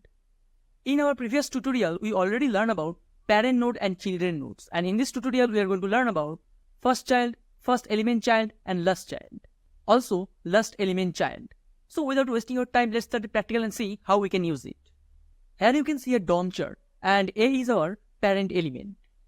And B, C, D, E, F is the child element of A. And if I ask you who is the first child of A element, then B is the answer. B is the first child of A element. Similarly, if I ask you who is the last child of A element, it is F. F is the last child of A element. So let's start the practical. As you can see, side by side, I open my Visual Studio Code editor and my browser using Live Server extension, and I already created an HTML document named index.html. And also you can see in my body tag, we have outer div, inner div, and some child divs. And also we link a JS file with this HTML file, main.js. At first, I want to return the first element child of this inner div. At first, I'm going to remove these unnecessary lines. I don't need it. And then, here I want to select document.getElement by ID inner. We target our inner element. Then, I'm going to use our function name, which is firstElementChild. So I'm going to type firstElementChild. And if I set this file and show you my console, it's going to return h2 tag. Let me show you. So if I show you my console section, as you can see, it's written h2, inner. Because heading 2 is the first child of inner element. You can see the h2 tag inside the inner element. So after target this element, we can do anything with that. Suppose I want to return inner HTML. So I'm going to type dot inner HTML. If I set this file, you can see in my console, it's written this keyword, inner. Also, you can add any style to this element. Suppose I want to add a background. Dot style dot background equal to, and I want red color. If I set this file, you can see the result. It add red background color to this h2 tag. So remember, first element child always target the first HTML tag. At the opposite way, we have another function which is lastElementChild. So I'm going to duplicate this line and comment out previous one. And here I'm going to type lastElementChild. If I set this file, you can see the result. It add red background color to our last element, which is E. E is the last child of inner div. Now, let's talk about another method, which is firstChild. So I'm going to duplicate this line and comment out previous one. And if I select firstChild here, so I'm going to type dot firstChild. And semicolon to end this line and set this file. As you can see, it's written text. It written a text node. And if I open the text node, as you can see inside the data, we have new line character. It's mean we use a enter character for a new line. Now, h2 is not the first child of this inner element. Now the first child is the enter between inner div and h2 tag. I want to say this function count all type of element as a child. Whatever character you use, it count as a child. So this was the basic difference between firstChild and firstElementChild. FirstElementChild always return the first HTML tag, but firstChild always return the first character. If you use any space, otherwise new line, in that case it count as a first character. In our previous lecture, we already learned about it. It also count comment as an element. Now let's talk about our next function, which is lastChild. So I'm going to duplicate this line and comment out previous one. And here I'm going to type lastChild. If I save this file, you can see the result. Again, it's written a text node. And if I open this text node, as you can see, the data type is new line. And if you want to apply any style to this element, it's not possible because these characters are invisible. And if you try to do it forcefully, then it's going to return an error. Let me show you. So I'm going to apply style to this last element. This last child dot style.background red. If I save this file, as you can see in my console, it's written error, type error. We cannot style text nodes. Let me show you another example of firstChild method. So I'm going to comment out this line and uncomment previous line. And here I'm going to change this selector. And I'm going to use this selector, child C. I'm going to pass this ID. And if I want to return the first child of the child C element, after save this file, you can see in my console, it's written character C. Because if I show you my index.html file, as you can see, inside this div element, we have only one character, C. There is no space, no new line character. Similarly, if I return the last child here, so I'm going to type, so I'm going to duplicate this line and comment out previous one, and here I'm going to pass last child. Last child. As you can see, again it's written character C. So I hope now these concepts are clear for you.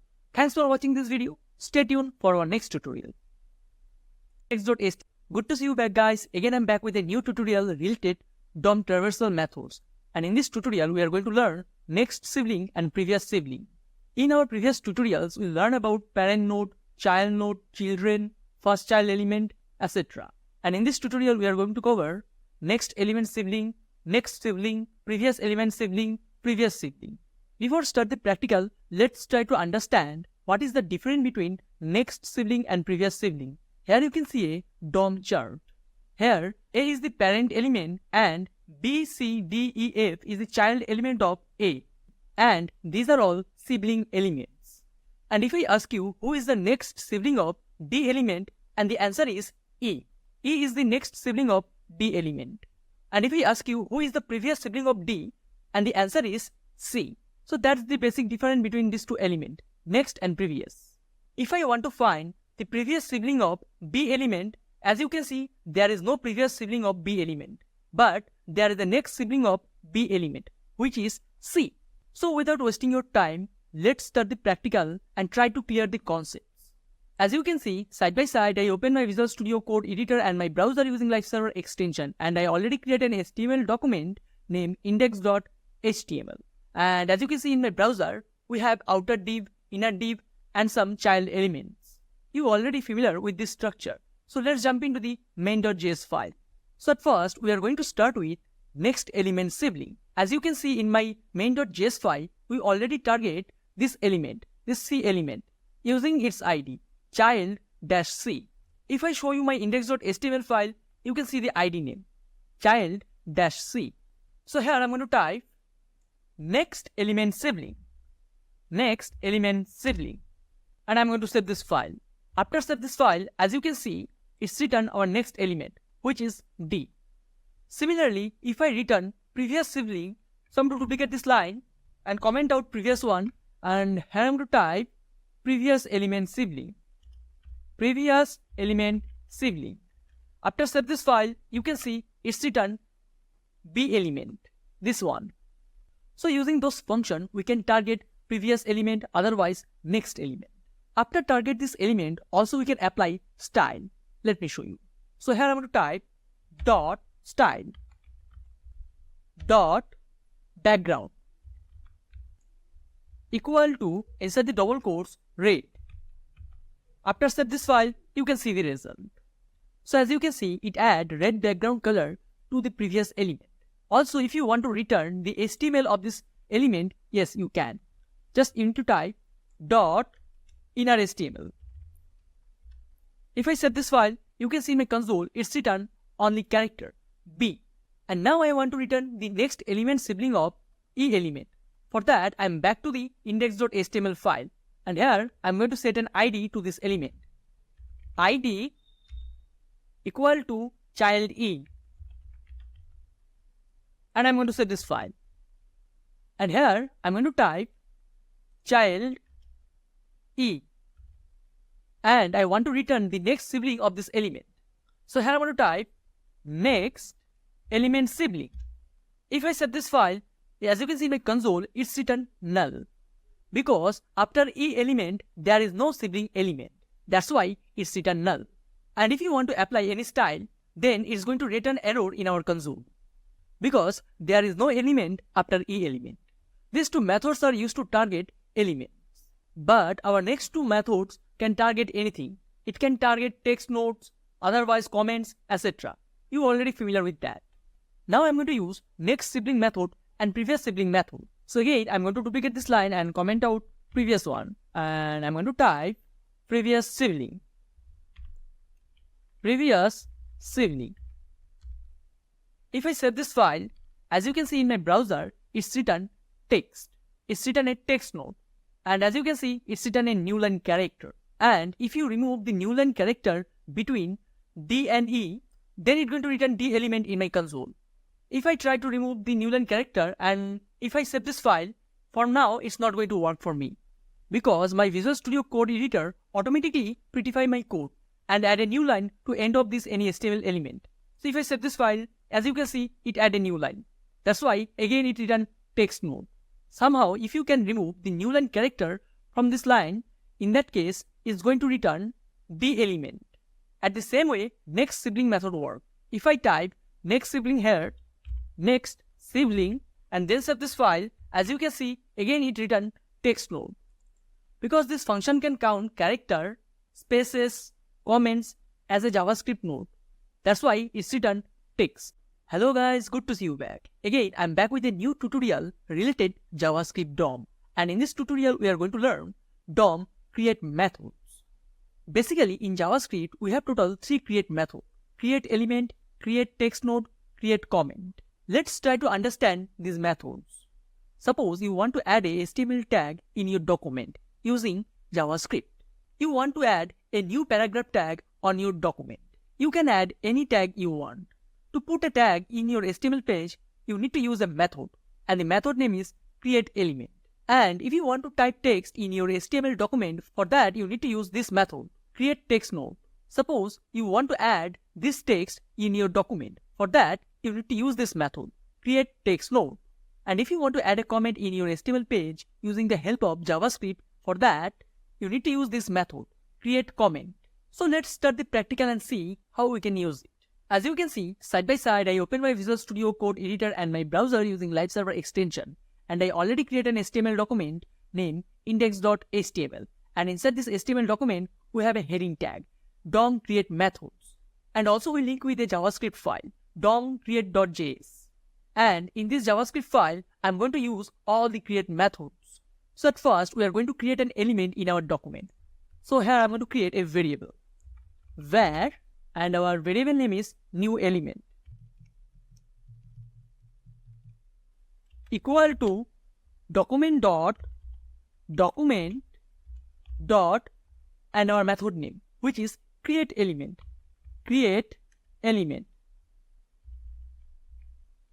createElement inside the round braces, inside the double quotes, and inside the double quotes we need to pass the tag name, which is paragraph P, and semicolon to end this line. Then I want to print this variable in my console. So here I'm going to type console.log inside the round braces our variable name, new element, then semicolon to end this line. After set this file, if I show you my console, as you can see, it's print our tag name, P. Similarly, if you want to create different tag, suppose you want to create h2 tag. For that, you need to type h2 inside the double quotes. And you need to set this file. As you can see, it create heading to tag. So you can create any HTML element using this method, createElement. And now I'm going to show you how can we create text node. For that, I'm going to take another variable, var, and the variable name is new text, equal to, here I'm going to call our new method, which is createTextNode, document dot createTextNode. Then inside the round braces and inside the quotation, we need to pass the text, and here I'm going to pass hello world, and semicolon to end this line, and I'm going to set this file. And before I set this file, also I'm going to print this variable in my console. So I duplicate this line, and here I'm going to pass new text. If I set this file, as you can see in my console, it print the text, hello world. Here you can insert thousands of words, thousands of characters, as much you want. And now I'm going to show you how we can add and comment to an HTML document using the help of JavaScript. So again, I'm going to create another variable, var, and our variable name is new comment,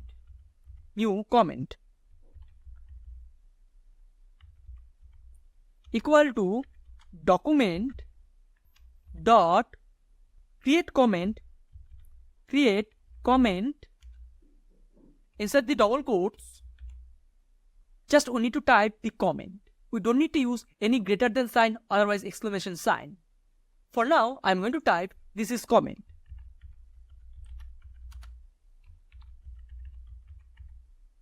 And then I'm going to print this variable in my console. So I'm going to duplicate this line, and here I'm going to pass new comment. After set this file, as you can see in my console, it's print this is comment. Here you can see the HTML comment. less than sign, exclamation sign, dash dash, this is comment, and greater than sign. So as you can see, using JavaScript, we can create HTML element, text node, comment, etc. In the next tutorial, we are going to insert this text node inside this element. So this is it for this tutorial. Thanks for watching this video. Stay tuned. Hello guys, good to see you back. Again, I'm back with a new tutorial related JavaScript DOM. And in this tutorial, we are going to learn JavaScript DOM append methods. Basically, in JavaScript, we have total two append methods, appendChild and insertBefore. So let's see what can we do with that. In our previous tutorials, we learned how we can add HTML element in HTML page using JavaScript. For that, we use createElement method. And also we learned how we can add text in HTML page using JavaScript with the help of createTextNode. Now the question is how we can join this text with this element. I want to move this text inside this paragraph. How we can attach it with an element. For that, JavaScript introduced a special method, which is appendChild. Using this method, we can add text with an element. Not only that, using this method, also we can attach this element with another element. So let's start the practical and see how we can use it. As you can see, side by side, I open my Visual Studio Code editor and my browser using Live Server extension. And I already create an HTML document named index.html. And also I link a JavaScript file named main.js. Here you can see we create a div element and I also style this div element. We set height, width, padding and margin. And if I show you my main.js file, as you can see, we already create an element using heading to tag. With that, we also create text node, hello world. And if I show you my console, as you can see, we have heading to tag and the text node, hello world. And now we need to attach this text with this element. So we need to append this text node in this element. For that, we need to use appendChild method. So here I'm going to type the variable name, which is new element. New element. And in this new element, I want to append the text node. So I'm going to type dot appendChild. AppendChild. Inside the round braces, we need to pass the variable name which I want to append. And I want to append new text. So I copy the variable name and I'm going to paste it here. And so I'm going to end this line. If I save this file and show you my console, as you can see, it append the text node in our new element section, which is heading 2. So it successfully append the text inside the heading 2. And now I want to show the heading 2 inside this div element. For that, again I'm going to use appendChild method. Inside this blank div, I'm going to append the element. If I show you my index.html file, as you can see, there is a div with ID named test. And I'm going to copy this ID name. So let's back to the main.js file. And here I'm going to type, after appendChild method with new element, I'm going to type document dot get element by ID. Inside the round braces, we need to pass the ID name, which is test. Then I'm going to use the method appendChild. Then inside the round braces, here I want to append the new element. So I copy the variable name new element and I'm going to paste inside the round braces. And so we're going to end this line. After save this file, you can see in my browser, it print hello world. It append the element in our div container. If I inspect this section, as you can see, inside this div, we have an element h2 and it's print hello world. But if I show you my index.html file, as you can see, there is no element named h2. Also, there is no text hello world. So as you can see, how we can use append method function 2 times. First we append this text in this element. Then we append this element in this div element. So this is how we can create text node, otherwise element, and we can attach it with existing element. And remember, this appendChild method always add the element, otherwise text node, end of the parent node. Let me show you. So here I'm going to add some paragraph. So I'm going to use p tag paragraph, and here I'm going to type some text. Lorem 10. It's going to add 10 word of sentence.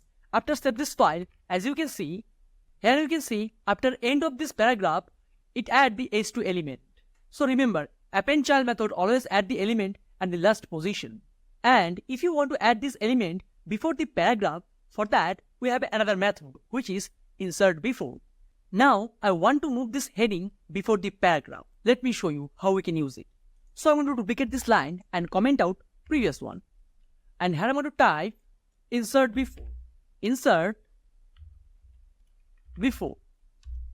Then inside the round braces, we need to pass total 2 parameters. First, in our first parameter, we need to pass the element name. Which element I want to append in our div. And I want to append this element, new element. So I copy the element name and I'm going to paste it here. Comma. Now we need to pass the position where I want to append this element. But before I pass the second parameter, I'm going to create the target of this parent element.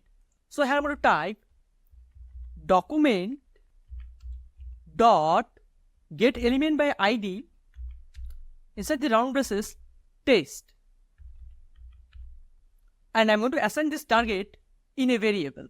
So I'm going to type var, and our variable name is target equal to this location.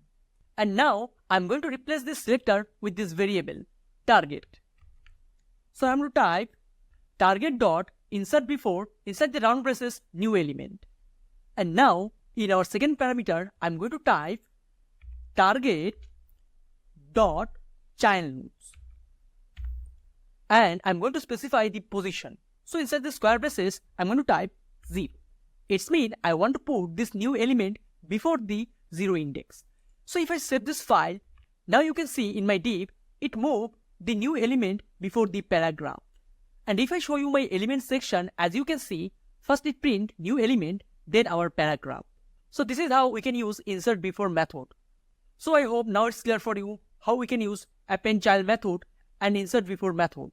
So thanks for watching this video. Stay tuned for our next tutorial.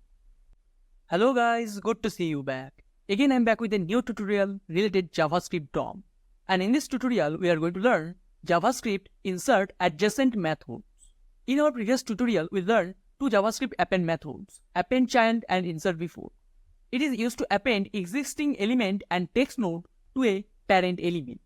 AppendChild always places the element at the last position. And to use insertBefore, we need to specify a position. And this method append the element before the specified position. We already learned about it in our previous tutorial. After that, we have insertAdjacentElement, insertAdjacentHTML, and insertAdjacentText. These three methods also used to append the element. But there is a difference between these three methods and these two methods. Our previous two methods is only used for append purpose. It can append the existing element, otherwise text element, in the parent element. It cannot create the element. It is used to only append the element. But our last three methods can create the element, also append the element. I want to say, if you use these methods, then you don't need to use createElement method and createTextNode method. So, before start the practical, let's try to understand what is the difference between all of these three methods. Suppose you want to create a HTML tag, with the same time you want to append it. I want to create this paragraph tag, and at the same time I want to append it. For that, we need to use this method, insertAdjacentElement. If we use this method, at the same time it creates the element, also it append the element. But if you want to create tag and text node at the same time, in that case you need to use this method, insertAdjacentHTML. Here you can see we create a paragraph, also insert the text node inside this paragraph. Using this method, we can create text node, we can create element, also we can append the element. We can do three tasks at once. And if you want to create a simple text node, for that you can use insertAdjacentText method. This method can create the text, also it can append the text. So you already familiar with that. What can I do with these methods? With that, also we can provide a specific position. So let's try to understand the position where we can position our elements and text nodes. And the positions are before begin, after begin, before end, and after end. We have total 4 different positions. So let's try to understand the positions more clearly. Suppose we have a div container, and inside this div container we have a text. And now we need to create this text node with h1 element. And also we need to append this element inside this div. Now, if we use before begin position, in that case, it's going to append the element before the div start. And if I use after begin position, in that case, then it's going to append the element at the first position inside the container. And if I use after end position, then it's going to append the element after end of this container. And if you use before end position, in that case, it's going to append this element in that position. Inside this div container, it's going to position it last place. So this is how we can use this position. So without wasting your time, let's start the practical and see how we can use it. So as you can see, side by side, I open my Visual Studio Code editor and my browser using Live Server extension. And I already created an HTML document named index.html. With that, I create a JavaScript file, main.js. And I also link this file with this HTML page, main.js. Also, you can see we have a div element in our body tag. And I set an ID to this div element, which is text. And inside this div element, we have a paragraph. So we are going to start our practical with insertAdjacentElement. So let's jump into the main.js file. For that, I'm going to create an element. So here I'm going to type var, and our variable name is new element. Equal to, here I'm going to create a heading element. So here I'm going to type document dot createElement. And inside the round braces, I want to create a heading to element. So here I press H2, then semicolon to end this line. And now I'm going to create a text node because we need to insert the text node inside this heading element. So here I'm going to type var, and our variable name is new text equal to document dot createTextNode.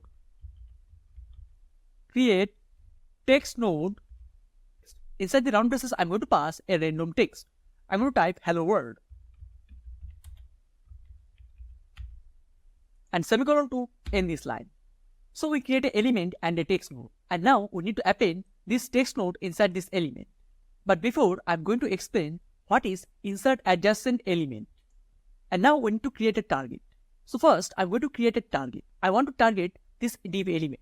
If I show you my index.html file, as you can see, in this div, we set an ID test. So I copy the ID name test and back to the main.js file, and here I'm going to type var, and our variable name is target equal to document dot get element by ID. Inside the round braces, our ID name test and semicolon to end this line. So we create the target element where I want to append this h2 element. And now I'm going to use insertAdjacentElement. So I'm going to type target dot insertAdjacentElement. Inside the round braces, inside the double quotes, here we need to pass total two parameters. First, we need to pass the position, where we want to put the element. So I'm going to assign the position, and I'm going to type before begin.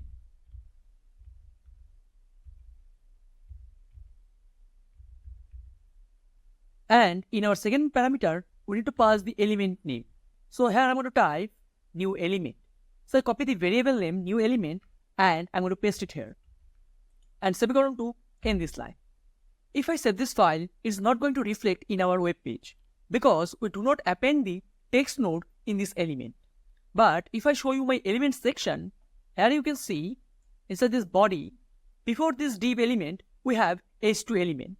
And if I show you my index.html file, as you can see, before the div element, we don't have any h2 element. We have h1 element. But in my element section, you can see the element name, h2. And now I'm going to append this text node in this element. For that, we need to type new element dot, we need to use appendChild method. AppendChild, inside the round braces, the variable name, new text. Semicolon to end this line. If I save this file, now you can see the result. Now you can see in my browser, it append the new element before this div element. Now you can see our element is outside of this element. But if I change the position, so I'm going to duplicate this line and comment out previous one. And here I'm going to type after begin. After begin. If I save this file, you can see the result. Now it's appending new element beginning of this div. And now I'm going to talk about our new method, which is insertAdjacentHTML. For this method, we don't need to create HTML element and text node. So I'm going to comment out both of this line. Also, I don't need appendChild method. So I'm going to comment out it again. Just we need the target element and our method. And now I'm going to call the method name. So here I'm going to type target.insertAdjacentHTML. So I'm going to replace element with HTML. Then in our first parameter, we need to pass the position. In our second parameter, we need to pass the element and the text node at once. Let me show you. So inside the double quotes, I'm going to type h2. Also, I'm going to close this tag, h2. And here I'm going to type hello world. And I'm going to save this file. After save this file, as you can see, it's written the same result. Just using this method, we can create the text node, we can create the element, also we append the element at this position. So we successfully insert this element at this position. So this is the usage of insertAdjacentHTML method. At first we target the div element and store it in this variable named target. Then we apply this method to this div and in this function, first we pass the position, then we pass the text node and the element. And if you want to change the position, yes you can. So I'm going to type after end. And after set this file, you can see the result. Now it add the element after end of this div. So one by one, you can check out the positions. So if we use this method, we can skip this 3 line. This is the benefit of using this method, insertAdjacentHTML. We don't need to create the element, we don't need to create the text node, and also we don't need to append the text node in this element. We can do the same thing in a single line. Now let's talk about our last method, which is insertAdjacentText. Basically this function creates text node and append it, nothing else. So I'm going to duplicate this line and comment out previous one. And here I'm going to type insertAdjacentText. And in our second parameter, I'm going to pass a simple text hello world, not the element name. If I save this file, you can see the result. Here you can see after end of this div, it add the text hello world. If I show you my element section and body section, as you can see, after end of this div, it add the text hello world. So this is the usage of all of these 3 insert methods. I hope now it's clear for you. And if you want to change the position one by one in your first parameter, you can change the position.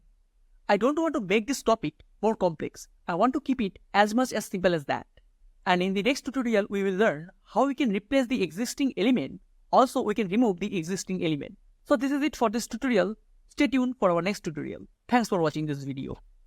Hello guys, good to see you back. Again, I'm back with a new tutorial related DOM. And in this tutorial, you are going to learn 2 JavaScript methods, replaceChild and removeChild.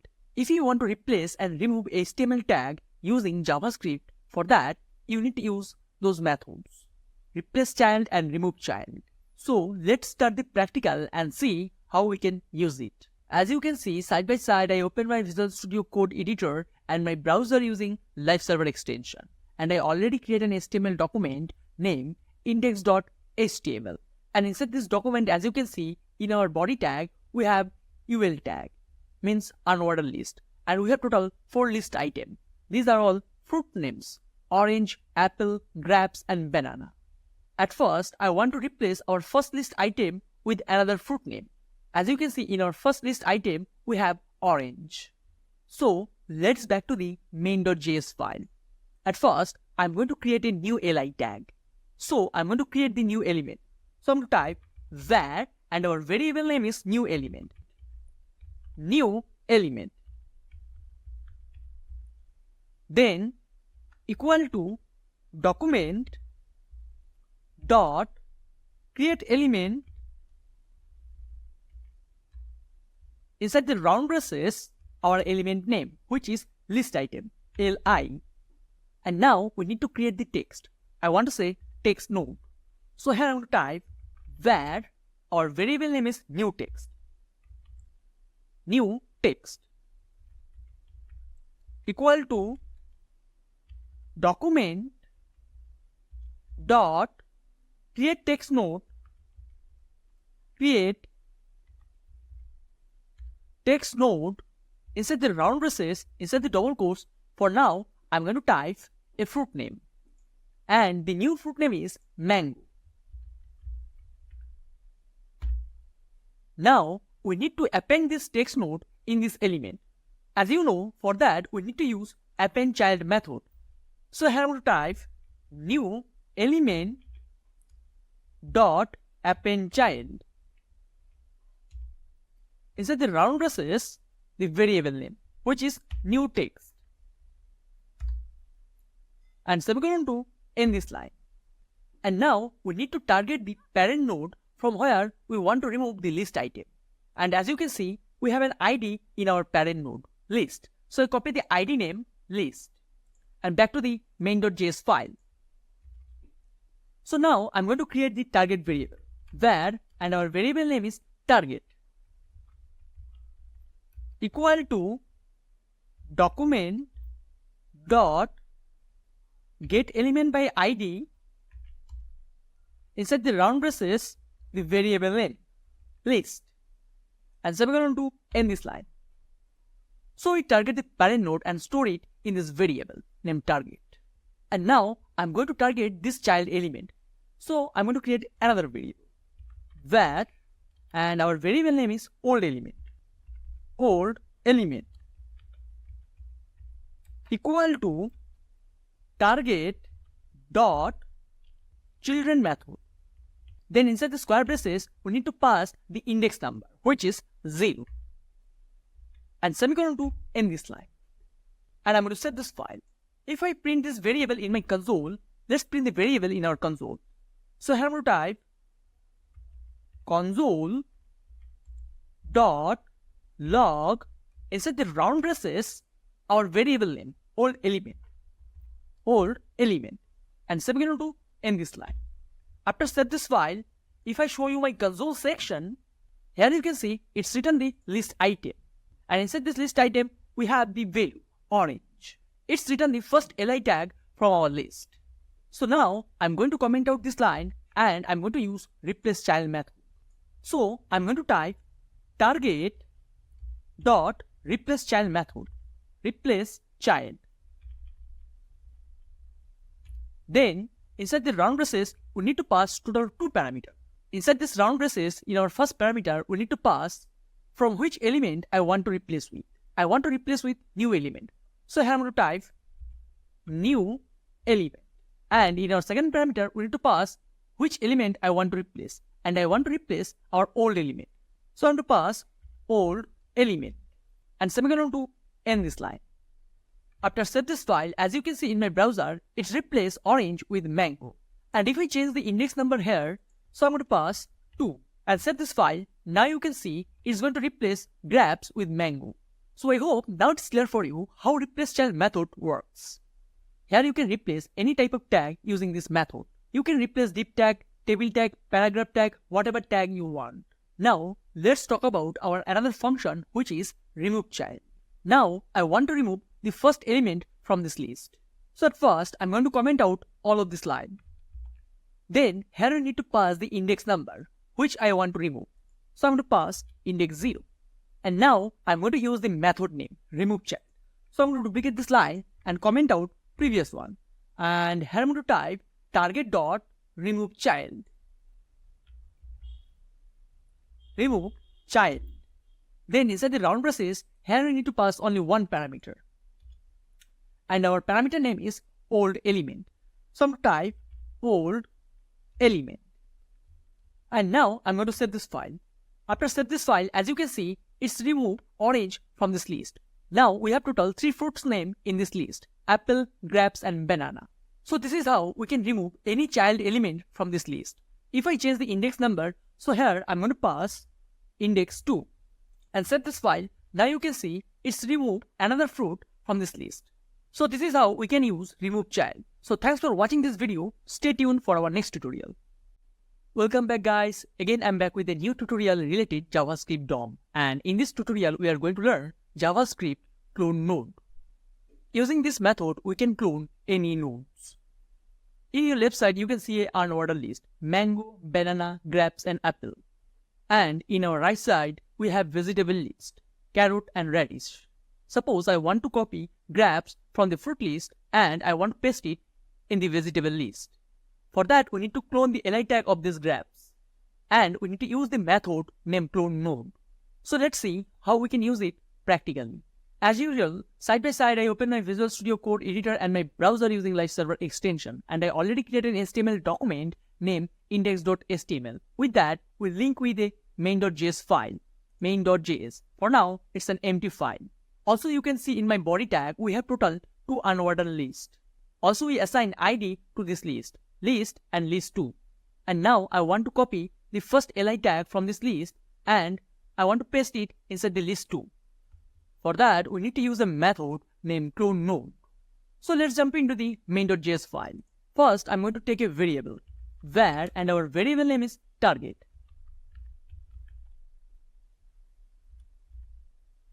At first, we need to target the element, which element I want to clone. I want to clone list1 equal to document dot get element by id. Inside the round braces, inside the double quotes, we need to pass the id, which is list. And as you know, here we need to use children method. So I'm going to type children. Inside the square braces, we need to pass the index number. At first, I want to copy orange. So here I'm going to pass 0. And semicolon to end this line. And now we need to copy this element using cloneNode method. So here, I'm going to create another variable var, and our variable name is copyElement. CopyElement equal to target dot cloneNode method. cloneNode. For now, I don't want to pass any parameter, but here we can pass 2 parameters, true either false. Now, let's print this variable in our console. So here I'm going to type console.log. Inside the round braces, our variable name copyElement. So we're going to end this line. After save this file, if I show you my console section, here you can see it copied only the element name li. It did not copy the text which is inside the li tag. Because as I told you, cloneNode come with 2 values. By default, it's come with false.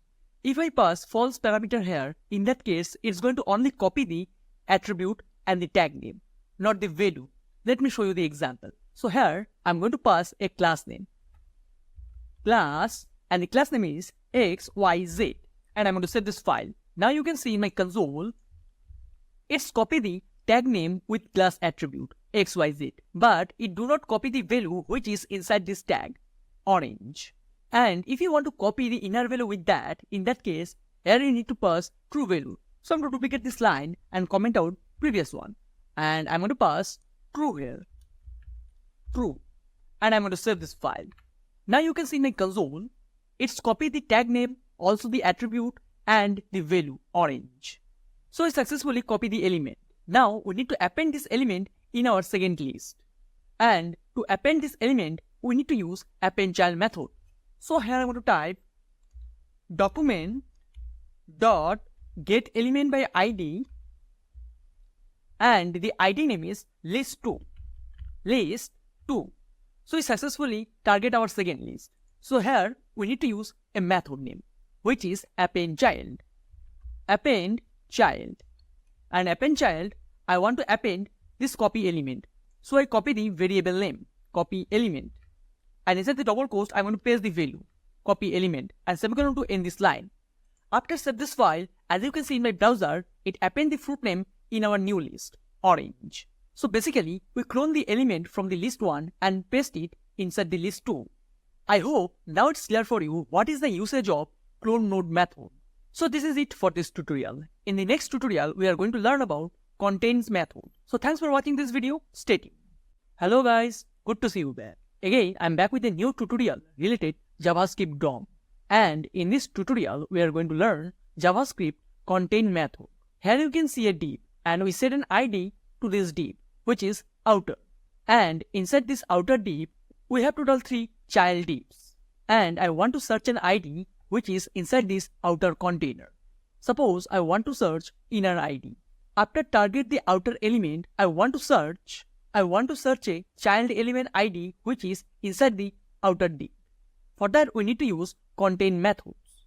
And this method return only 2 type of value, true either false. As you can see, this div is child of outer div, so it's going to return true. But what if we use the ID in a grandchild element?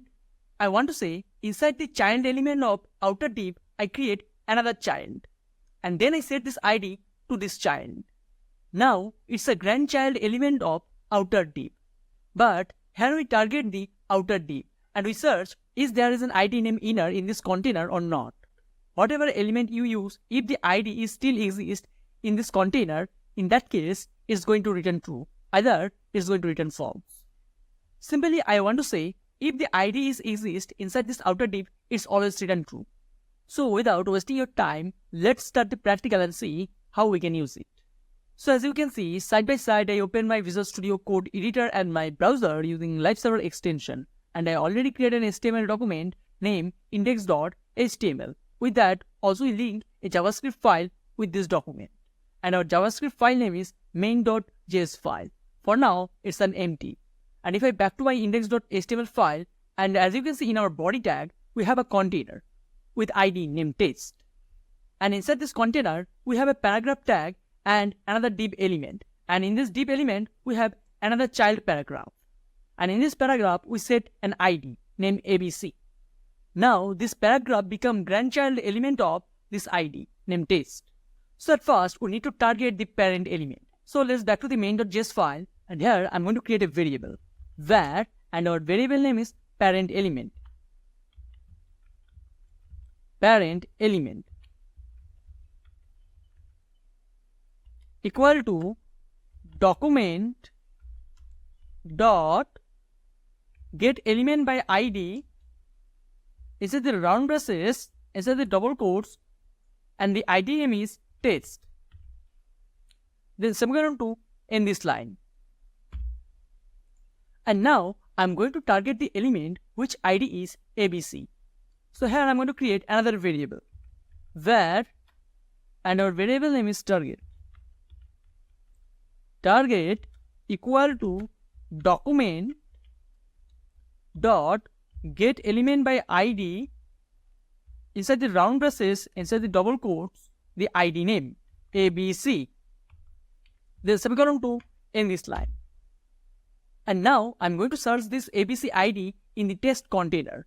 If the ID is exist, then it's going to return true. Otherwise, it's going to return false. So let's find the ABC ID in the test element.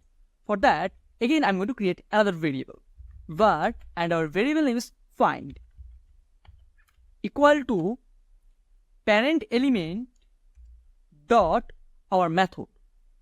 And here I'm going to use contains method. Contains inside the round braces, and now we need to pass which element I want to find. Here I want to find the ABC element, so we need to pass the variable name target. I want to search the target element. Then semicolon to end this line. Now let's print the variable in our console. So here I'm going to type console dot log inside the round braces the variable name find, and semicolon to end this line, and semicolon to end this line, and I'm going to save this file. And if I show you my console, as you can see, it's written true because our target ID is available inside the parent element. But if I change the ID name, so here I'm going to replace ABC with XYZ and then save this file. Now you can see it's written false because this ID is not exist in our document. So this is the usage of contains function. I hope now it's clear for you. Thanks for watching this video. Stay tuned for our next tutorial. Hello guys, good to see you back. Once again, I'm back with a new tutorial related JavaScript DOM. And in this tutorial, you are going to learn hasAttribute and hasChildAttribute. We are going to learn these two methods in this tutorial. Here you can see we have a div with ID named test. With that, we have a class named ABC. And it contained a text hello world. And now you want to check, is there any attribute without ID in this element?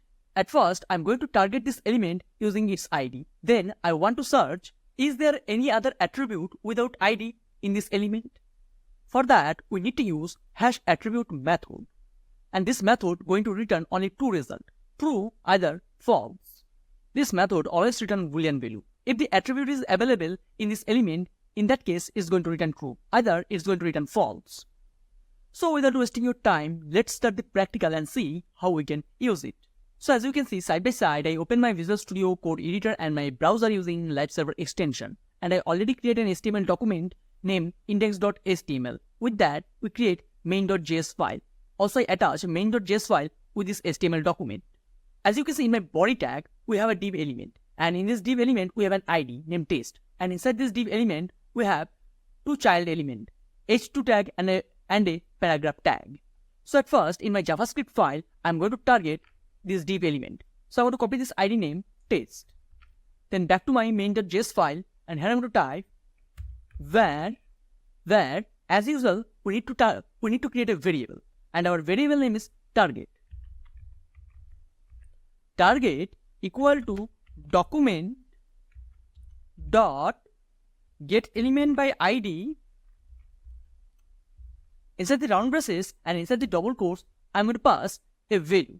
We need to pass the ID name, which is test. Then semicolon to end this line. Next, I'm going to find the class attribute in this target element. So here, I'm going to create another variable, where, and our variable name is find. Equal to our variable name target dot. Now I'm going to use the method hasAttribute. hasAttribute. Then inside the round braces, inside the double quotes, we need to pass the attribute name, and our attribute name is class. So inside the double quotes, I'm going to type class and semicolon to end this line. We already know that there is no class available in this element. So let's print this value in the console. So I'm going to type console dot log inside the round braces our variable name find. Then semicolon to end this line. After save this file, if I show you my console, here you can see it's written false, because there is no class attribute in this element. We have only one attribute, ID. And now I'm going to pass the attribute name in this element. So here I'm going to type class inside the double quotes, and our class name is XYZ. And I'm going to save this file. Now you can see in my console, it's written true. So I hope now it's clear for you how can we use hasAttribute. Now let's talk about our next method, which is hasChildNodes. As you can see, there is a div, and I want to check there is a child element in this div or not. Suppose I pass a simple text in this div. In that case, hasChildNode methods return two values, true, either false. If any type of child available in this div, in that case, is going to return true. So let's jump into the Visual Studio Code and see how we can use it. So as you can see in this div, we already have two child element, heading and a paragraph. And now I'm going to use hasChildNode methods. So I'm going to duplicate this line and comment out previous one. And here I'm going to type target dot hasChildNodes. And here we need to use the round braces. And inside the round braces, we don't need to pass any parameter. If I save this file, now you can see it's written true, because we have child elements in this div. So I hope now it's clear for you how we can use these methods, hasAttribute and hasChildNodes. So thanks for watching this video. Stay tuned for our next tutorial. Hello guys, good to see you back. Again, I'm back with a new tutorial related JavaScript DOM. And in this tutorial, we are going to learn a new method, which is JavaScript EqualNode. Here you can see a list, list A. And we have some fruit name in this list, banana, grapes, orange and apple. With that, we have another list, list B. Also, we have some fruit names, banana, guava and pineapple. If you notice, you can see we have a matching fruit name in list A and list B, banana. And now I want to compare list A first node with list B first node, banana and banana. I want to compare both the list items. For that, we have a method named equalNodes, and it's return only two value, true either false. It's always return boolean value. If we compare both the list item, as you can see, these are identical. So it's going to return true. But this method follows some parameters. We know both the list items are unordered list item. That's why it's going to return true. So it's matched with one parameter. The first criteria is node type. If their node type is same, in that case, it's going to return true. The second criteria is node name. I want to say if first one is list item, it also would be a list item. Otherwise, it's going to return false. And the second criteria is their node name should be same. We cannot compare list item with paragraph, otherwise any heading tag. And the third criteria is node value. If we compare banana with guava, in that case, it's going to return false. We need to compare banana with banana.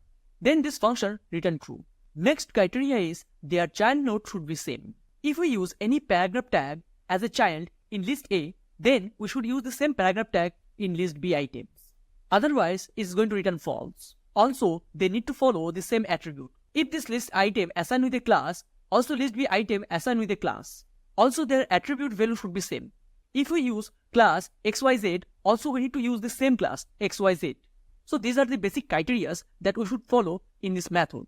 So without wasting your time, let's start the practical and see how we can use it. As you can see, side by side, I open my Visual Studio Code editor and my browser using Live Server extension, and I already created an HTML document named index.html. Also with that, we attach a JavaScript file, main.js. As you can see in my body tag, we have total 2 unordered lists. In our first list, we assign an ID, list 1. In our second list, we assign list 2. So at first, I'm going to compare list 1 first node with list B first node. And then I'm going to compare list 1 first node with second node of the list B. So at first, I'm going to target this node. For that, we need to use this ID. So let's back to the main.js file. And here, I'm going to create a variable var, and our variable name is target1. Target1. Target1 equal to document dot get element by ID. Inside the round braces, we need to pass the ID name. In our first unordered list, we have an ID list 1.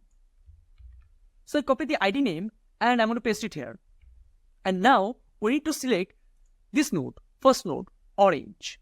For that, we need to use a method, which is firstChild dot firstElementChild, and semicolon to end this line. And now I want to compare orange with guava. So I'm going to duplicate this line and I'm going to change the variable name, target2. And here also I'm going to change the ID name, list2. So I'm going to compare list 1 first element with list 2 first element. And now I'm going to compare both the nodes with isEqual method. For that, I'm going to create another variable, var equal to target1 dot our method name isEqualNode. Inside the round braces, we need to pass the second variable, and our second variable name is target2. Then semicolon to end this line. And now I'm going to print equal variable in our console. So I'm going to type console dot log inside the round braces our variable name equal and semicolon to end this line. As you can see in my console, it's written false. If you notice, you can see it's match all the criteria, but it do not match with node value. Our first value is orange and our second value is guava. That's why this method return false. And now I'm going to compare this node with the second node, orange and orange. For that, here we need to use another method name, which is children. Children, inside the square braces, we need to pass the index number. And as you can see, the index number is 1 because our index start with 0. So if I save this file, now you can see my console, it's written true. And now I'm going to add an attribute list1 item. So let's back to the index.html file, and here I'm going to add a class. And for now I'm going to leave it blank. After save this file, you can see in my console, it returned false. But if you notice, you can see their value is same, their node is same, but their attribute is different. Here we use a attribute named class. But if I pass the same attribute name in list2, let me show you. So here I'm going to type class, empty class, and save this file. Now you can see it's written true. But if I use different class name, then what? So here I'm going to use X, Y, and Z. And in our second class, I'm going to use ABC. If I save this file, now you can see again it returned false because their class name is different. But if I use the same class name ABC and ABC, and then save this file, you can see it's written true. So this is the usage of isEqualNode function. So thanks for watching this video. Stay tuned for our next tutorial. And hello guys, good to see you back. Once again, I'm back with a new tutorial related JavaScript. And in this tutorial, we are going to learn JavaScript from events. In our previous tutorials, we already learned about some basic events like click, double click, right click, mouse over, etc. But in this tutorial, we are going to learn some basic from events.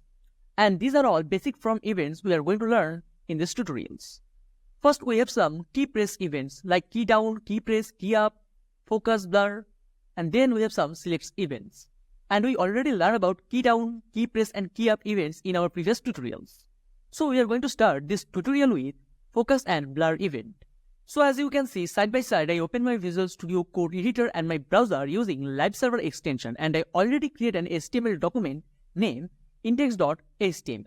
As you can see in my HTML page, we have a HTML from, and we have two text field and one option field. And as you can see, before the first text field, we use name label, and then we use class label and our second text field. And then it shows some country name options like India, Pakistan, Nepal, USA, Japan.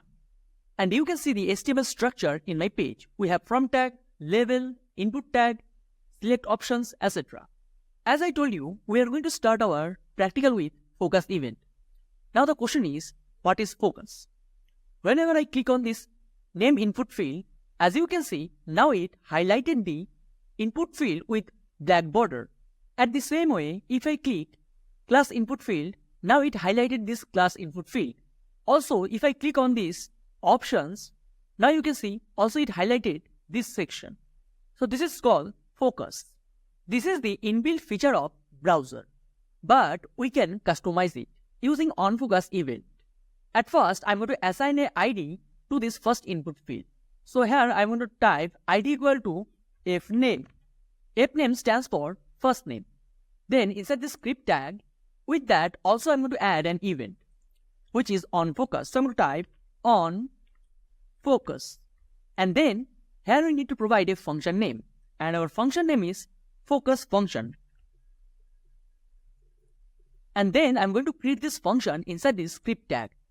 So type function keyword, function, and our function name is focus function. Basically, I'm going to copy this function name.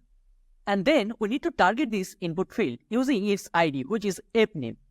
So here I'm going to type document dot get element by ID inside the round braces. Then inside the curly braces, inside the round braces, we need to provide the ID name, which is fname. Then I want to apply a background color whenever I focus this input field. So I'm going to use dot style dot, and I want to apply background color equal to red. I want to apply red background color. Then semicolon 2 in this line. Now let's save the file and click on this input field. After click on this input field, as you can see, now our input field background color is red. But if I click on other input field, it's not going to work because we target this particular input field using its ID. And now I want to apply the same event in our second input field. For that, I'm going to copy this section onFocus event and paste it the second input field. But I'm not going to assign any ID to this input field. I'm going to leave it blank. Now you might have questioned how we can select the second input field without the ID. Let me show you. For that, I'm going to use this keyword in our function. So when we call our function inside the round braces, I'm going to pass this keyword. This. Also, I'm going to pass this keyword in our second input field. This. Using this keyword, we can apply this particular function in this particular input field whenever we focus on it. And to handle it, we need to take a variable in our function. So, inside the round braces, we are going to take a variable name, and our variable name is element. And then I'm going to replace this section with this variable element. That's it. Now, let's save the file and reload the browser. This time, I'm going to click our second input field. Now you can see it's work on our second input field. It applied the focus event and changed the background color. Similarly, if I click on name input field, also it changed the background color of name input field. And if I want to apply the same event in our country section, yes we can. Just we need to copy this function on focus event. And we need to paste it after this ID in our select tag. If I save this file and click on this country option, now you can see this time it applied the background color in our drop down option. So this is how it's work. Basically, we can use focus event in our input fields, options and anchor tags. Now we have a problem. After focus our input field, if I remove our cursor and click on other section, now you can see it still show background color red. Now we need to remove this focus color. So how we can do it? For this, we need to use blur event. For that, at the same way, we need to use this event after onFocus function. So here I'm going to type the event name on blur. Also inside the double quotes, we need to pass a function name. So I'm going to copy this function name, focus function, and I'm going to change focus function name with blur function. That's it.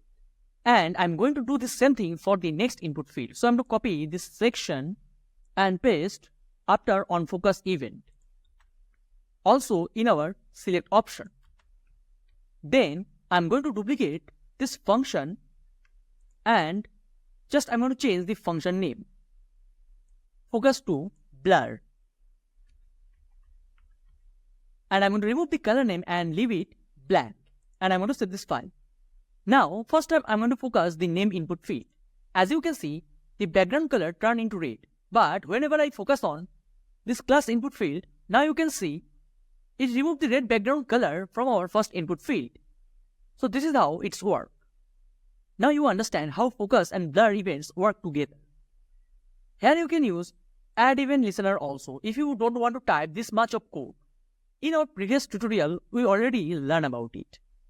Now let's talk about our another event, which is input. This event apply when we try to fill the input field. And basically we use this event with input field and text area. It do not work on select box and radio buttons. So let's start the practical and see how we can use it. So let's call the event in our first input section. And our event name is on input. And inside the double quotes, we need to pass a function. And our function name is input function. Then inside the round braces, also I'm going to use this keyword. Now I'm going to duplicate this section and replace blur function with input function. And whenever I try to fill this input field, I want yellow background color. So I'm going to pass yellow. And I'm going to save this file. After save this file, first I'm going to click on name input field. And I'm going to pass some text, a name, and name is add1. So as you can see, when we type some text in this field, it's changed the background color, red to yellow. So this is the usage of onInput event. So this is it for this tutorial. At the next tutorial, I'm going to cover the remaining events. So thanks for watching this video. Stay tuned for our next tutorial. Hello guys, good to see you back. Once again, I'm back with another tutorial related JavaScript from events. In our previous tutorial, we cover focus, blur and input event. And in this tutorial, we are going to cover change, select, submit and invalid event. So let's start the practical with change event. So as you can see, side by side, I open my Visual Studio Code editor and my browser using Live Server extension. And I open my previous HTML document name index.html. So as you can see, we have total 2 input fields, name and class. With that, we have an option box, name country, and here it provides some country name. And we are going to start our practical with onChange event. Let me show you how. Basically, you can use onChange event in input tags, also select box. Also, you can use it in a text area. So at first, I'm going to use the onChange event in our select box. So after onBlur function, I'm going to call this event onChange. OnChange, and our function name is change function. Change function. Now, also we need to define this function in our script tag. So I'm going to copy the function name and I'm going to duplicate one of this function section and replace this function with change function. That's it. And also I'm going to change the background color, which is blue. And I'm going to save this file. Now you might have questioned what onChange function basically going to do. This method works when we lose focus from the input field. First, we need to build the focus in the input field.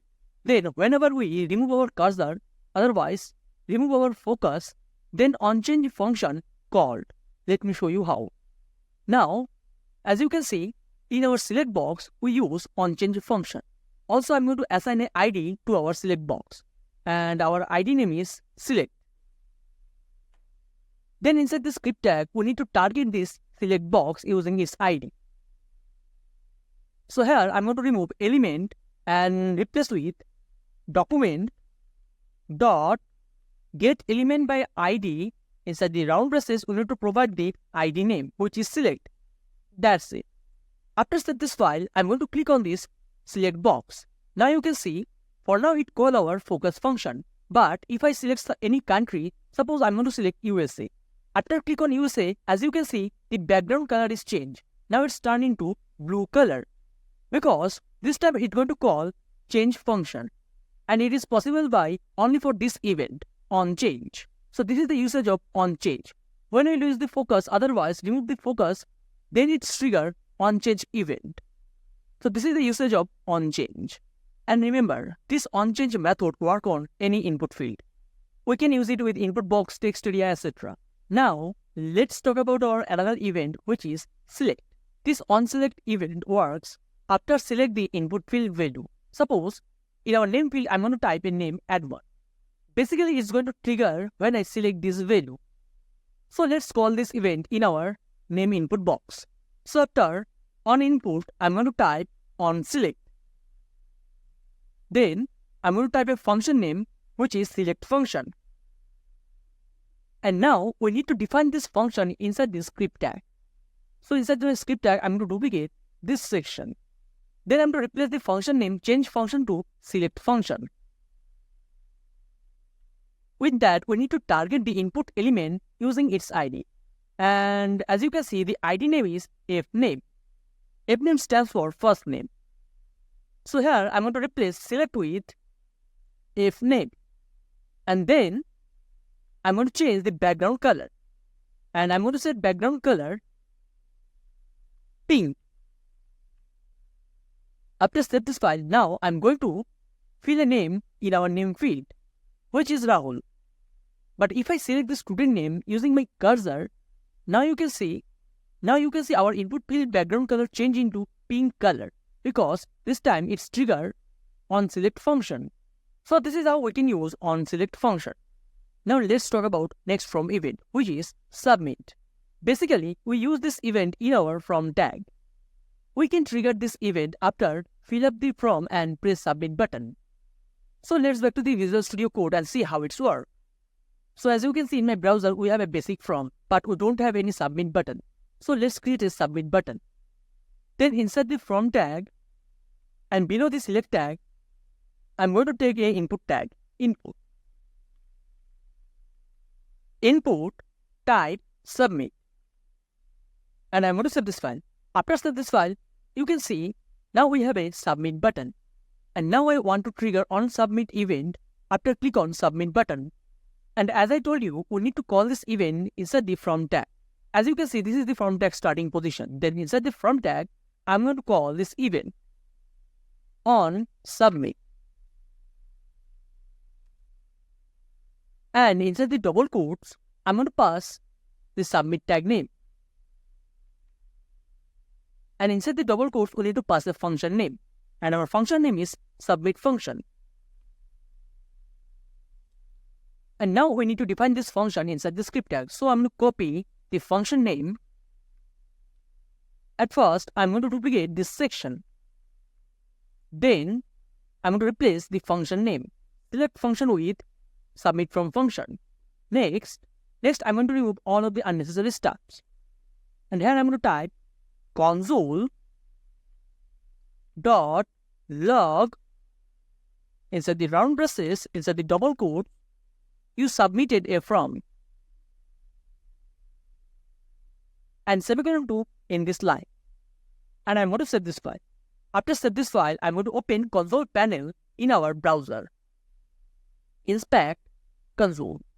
And if I press the submit button, you can see it's not worked pretty well, because in our from, in our action tag, we need to pass a PHP path, otherwise .NET path.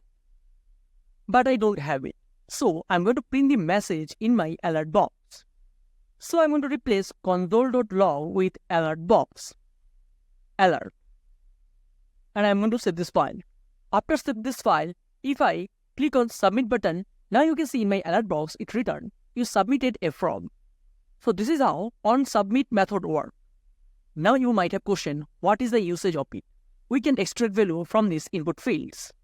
Suppose I want to extract name from these input fields when I submit the from. For that, first I'm going to comment out this line. First I'm going to create a variable var, and our variable name is x. X equal to document dot get element by id. Inside the round braces, inside the double quotes, we need to pass the id name, which is app name. Then I want to extract the value from this input field. So I'm going to type dot value, semicolon to end this line. And now I'm going to print the name in our alert box. So I'm going to type alert inside the round braces, inside the double quotes. First I'm going to type hello. Hello. Then we need to use concatenation sign. And I want to concatenate with our x variable. That's it. And semicolon to end this line. If I save this file, here I'm going to pass a name, add one. Then I'm going to press the submit button. After press the submit button, as you can see, in my alert box, it print hello add one. So this is how we can extract data using onSubmit method. We can store the value and use this value anywhere. Just you need to remember, we need to use onSubmit event with from tag. We cannot use this event inside any other input tag, otherwise any select tag. And we can trigger this event only using submit button. After press this submit button, it's going to trigger the event. Now let's talk about our last event, which is invalid. We use this event when user input wrong value. Suppose in our from we have an input field which is going to take 4 numbers, but without 4 numbers, someone type any capital letters, otherwise any characters. In that case, the invalid function triggered and return an error message. Now let's see how we can use it practically. So as you can see, we have total 2 input field and 1 select field. If we don't fill this from and hit submit button, now you can see it's work. It do not show any error message. But I want this named input field always being filled. For that, we need to use a attribute, a HTML attribute which is called required. So here, inside this input tag, I'm going to type required. Then I'm going to set this part. Now it's necessary to fill up this name field. Now let me show you how it's worked. So to set this file, if I click on submit button, as you can see, now it shows a message. Please fill in this field. This is the inbuilt feature of HTML file. Now the problem is, I don't want to show this message. I want to show a customized message. And to show this custom message, we can use onInvalid. And to show the custom message, we can use, and to show this And for the custom message, we can use onInvalidEvent. Just we need to type the event name, onInvalid. Then inside the double quotes, here we directly type any JavaScript code. So I want to print a alert box. Alert, insert the round braces, insert this single quotes, because we already use double quotes here. That's why we need to use single quotes. I want to type a custom message. And the message is, please fill the name field. Please fill the name. And I'm going to set this file. And now I'm going to submit this prompt without filling the name field. First, I'm going to type some dummy text in our class section. Then I'm going to select a country, Nepal, and I'm going to press submit button. But if you notice, you can see our name field is blank. So after press submit button, now you can see in my alert box, it print, please fill the name. Basically, we use it with email and phone numbers. Let me show you how. So at first, I'm going to change the label name to email. And also I'm going to change the input type, which is email. Then I'm going to remove this required field. And also I'm going to change the alert message. Enter correct email. So I'm going to replace with enter correct email. And I'm going to set this file. So if I type any wrong email address and try to submit this form, now you can see it return this message, enter correct email. And also it return a default message from our HTML. Please include an @ in this email address. So these are all very important from events that we learn in this tutorial. So this is it for this tutorial. Thanks for watching this video. Stay tuned for the next tutorial. Hello guys, good to see you back. Once again, I'm back with another tutorial related JavaScript, and in this tutorial we are going to learn JavaScript setInterval and clearInterval. These two methods are used in JavaScript animations.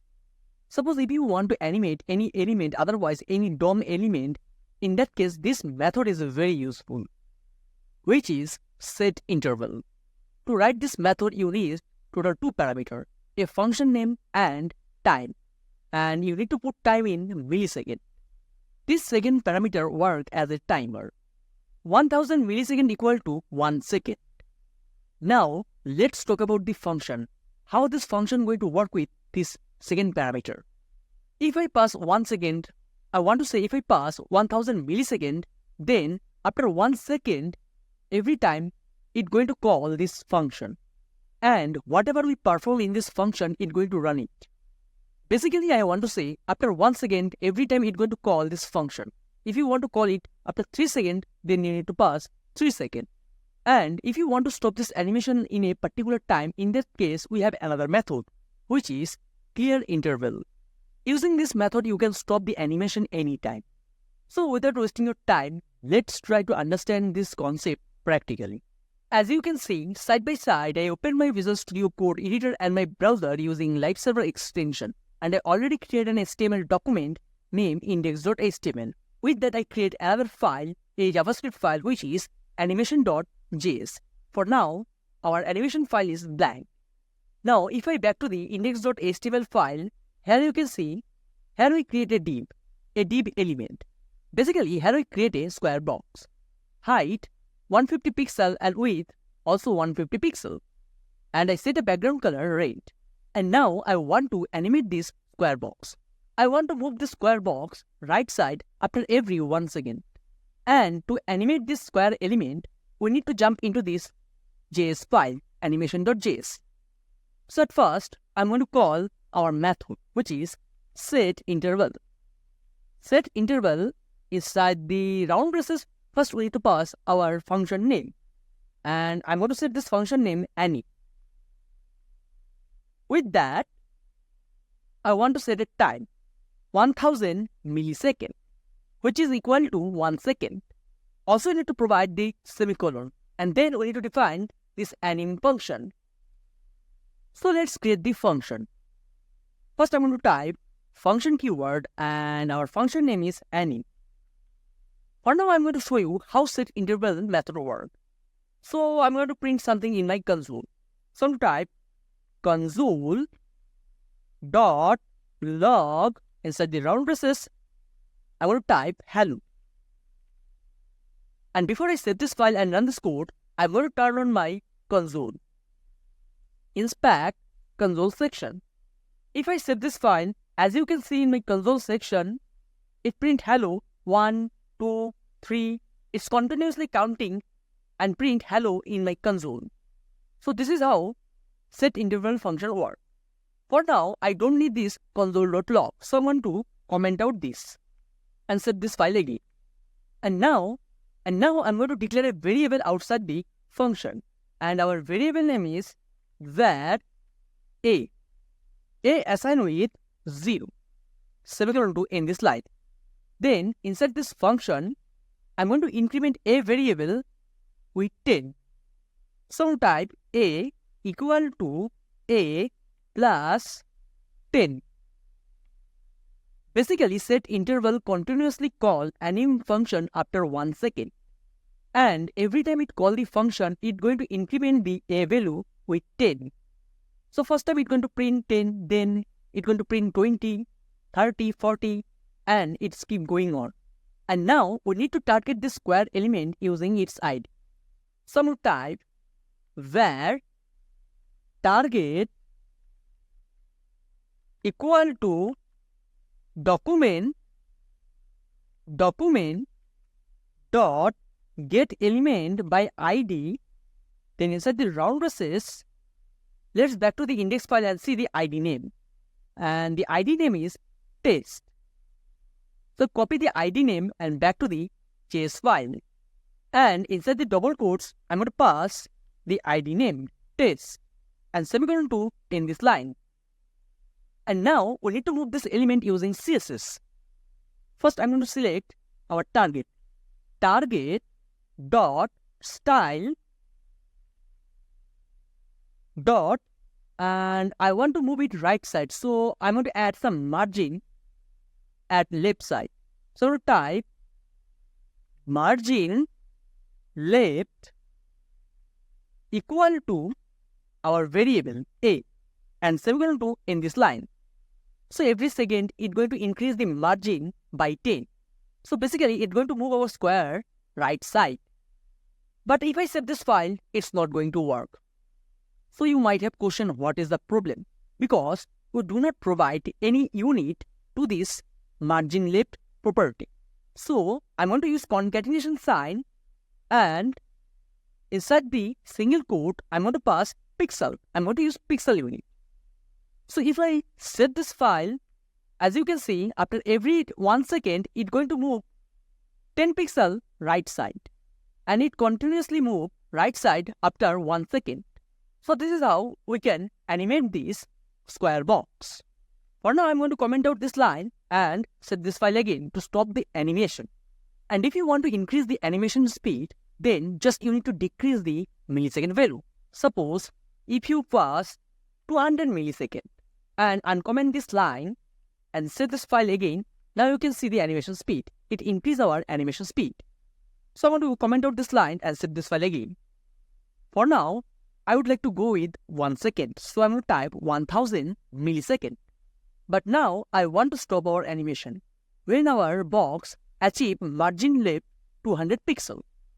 Basically, I want to say when our A value become 200, I want to stop the animation. For that, we need to use clearInterval method. Let me show you. But before, we need to use if condition. If A value equal to 200, then inside the if condition, I'm going to do something. So I use square braces. Also, I'm going to create else part. Else, inside the square braces, inside the else part, I'm going to animate this section. So I copy this one and I want to move it inside the else condition. And I also uncomment this line. Then inside the if condition, now we need to stop this animation using clearInterval. But for that, we need to convert setInterval into clearInterval. So I'm going to store this setInterval in a variable. So I will type var, and our variable name is You can take any name. For now, I'm going to take ID. And now we need to call clearInterval method. clearInterval. And inside the round braces, we need to pass this value, setInterval. So I'm going to pass ID. And semicolon to end this line. And before I save this file, I'm going to increase the animation speed. So I'm going to pass 100 milliseconds. And I'm going to save this file. After save this file, as you can see, after reach 200 pixel margin at left side, it stop our box. Basically, we animate this box 200 pixel at right side. After reach 200 pixel margin at left side, our clearInterval stop this setInterval. Here you can animate any CSS property of this box. If you want to change the color, if you want to extend the width, yes you can. Let me show you how. So let's animate the width. So I'm going to duplicate this section and comment out previous line. And I'm going to change target.style. Here I'm going to add width. I want to change the width property. Width, and I want to increase it up to 200 pixel. After reaching 200 pixel width, it's going to stop the animation. So let's set the file. As you can see, after reaching 200 pixel width, it stops our animation. So this is how setInterval and clearInterval work together. Basically, we use it for animation purpose. So thanks for watching this video. Stay tuned for the next tutorial. Hello guys, good to see you back. Once again, I'm back with another tutorial related JavaScript. And in this tutorial, we are going to learn about two methods, setTimeout and createTimeout. Using this function, we can specify the time of animation. And this method going to take total two parameters, function name and millisecond. The second value millisecond work as a timer, and you need to provide ms value.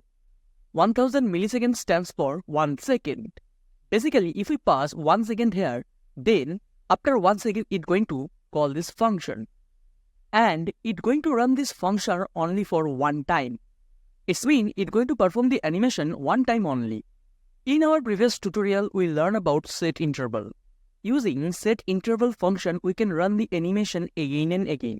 But if I use this method, we can run this animation only for one time. And if you want to stop this animation before it starts, then you need to use this method, createTimeout.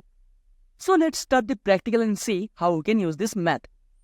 So as you can see, side by side, I open my Visual Studio Code editor and my browser using Live Server extension, and I already created an HTML document named index.html. With that, here you can see we create a file named animation.js. In our basic HTML layout, we create a box with ID text. As you can see, here we set 150 pixel height and 150 pixel width. And now I want to extend the width after certain time. For that, we are going to use setTimeout method. I want to extend the width up to 500 pixels. So let's jump into the animation.js file. At first, I'm going to declare a variable var id. id equal to setTimeout. And as you know, this method going to take total two parameters. First, function. And for function, I'm going to take any. And I'm going to pass 3 seconds. It means 3000 milliseconds. Now, I'm going to define this function. So I'm going to type function. Our function name is any. Then, inside the curly braces, at first, I'm going to print something in my console. So I'm going to type console dot log inside the round braces. Inside the double quotes, I'm going to type hello world. And semicolon to end this line. Now, before I save this file and run this code, let's open our console. Inspect console. As you can see, we are in my console section. So if I save this file, as you can see, after 3 seconds, it's going to print hello world. And as you can see, it prints this statement only for one time. It do not repeat itself. And now I want to extend the div width after 3 seconds. So at first, I'm going to comment out this line. I don't need this console statement. Then I'm going to target the test div. For that, I'm going to declare a variable var and our variable name is target. Target equal to document dot get element by ID. Inside the round braces, and inside the double quotes, I'm going to pass the value, which is test. Then semicolon 2 in this line. Then I want to increase the width using style.width method. So I'm going to type target dot style dot width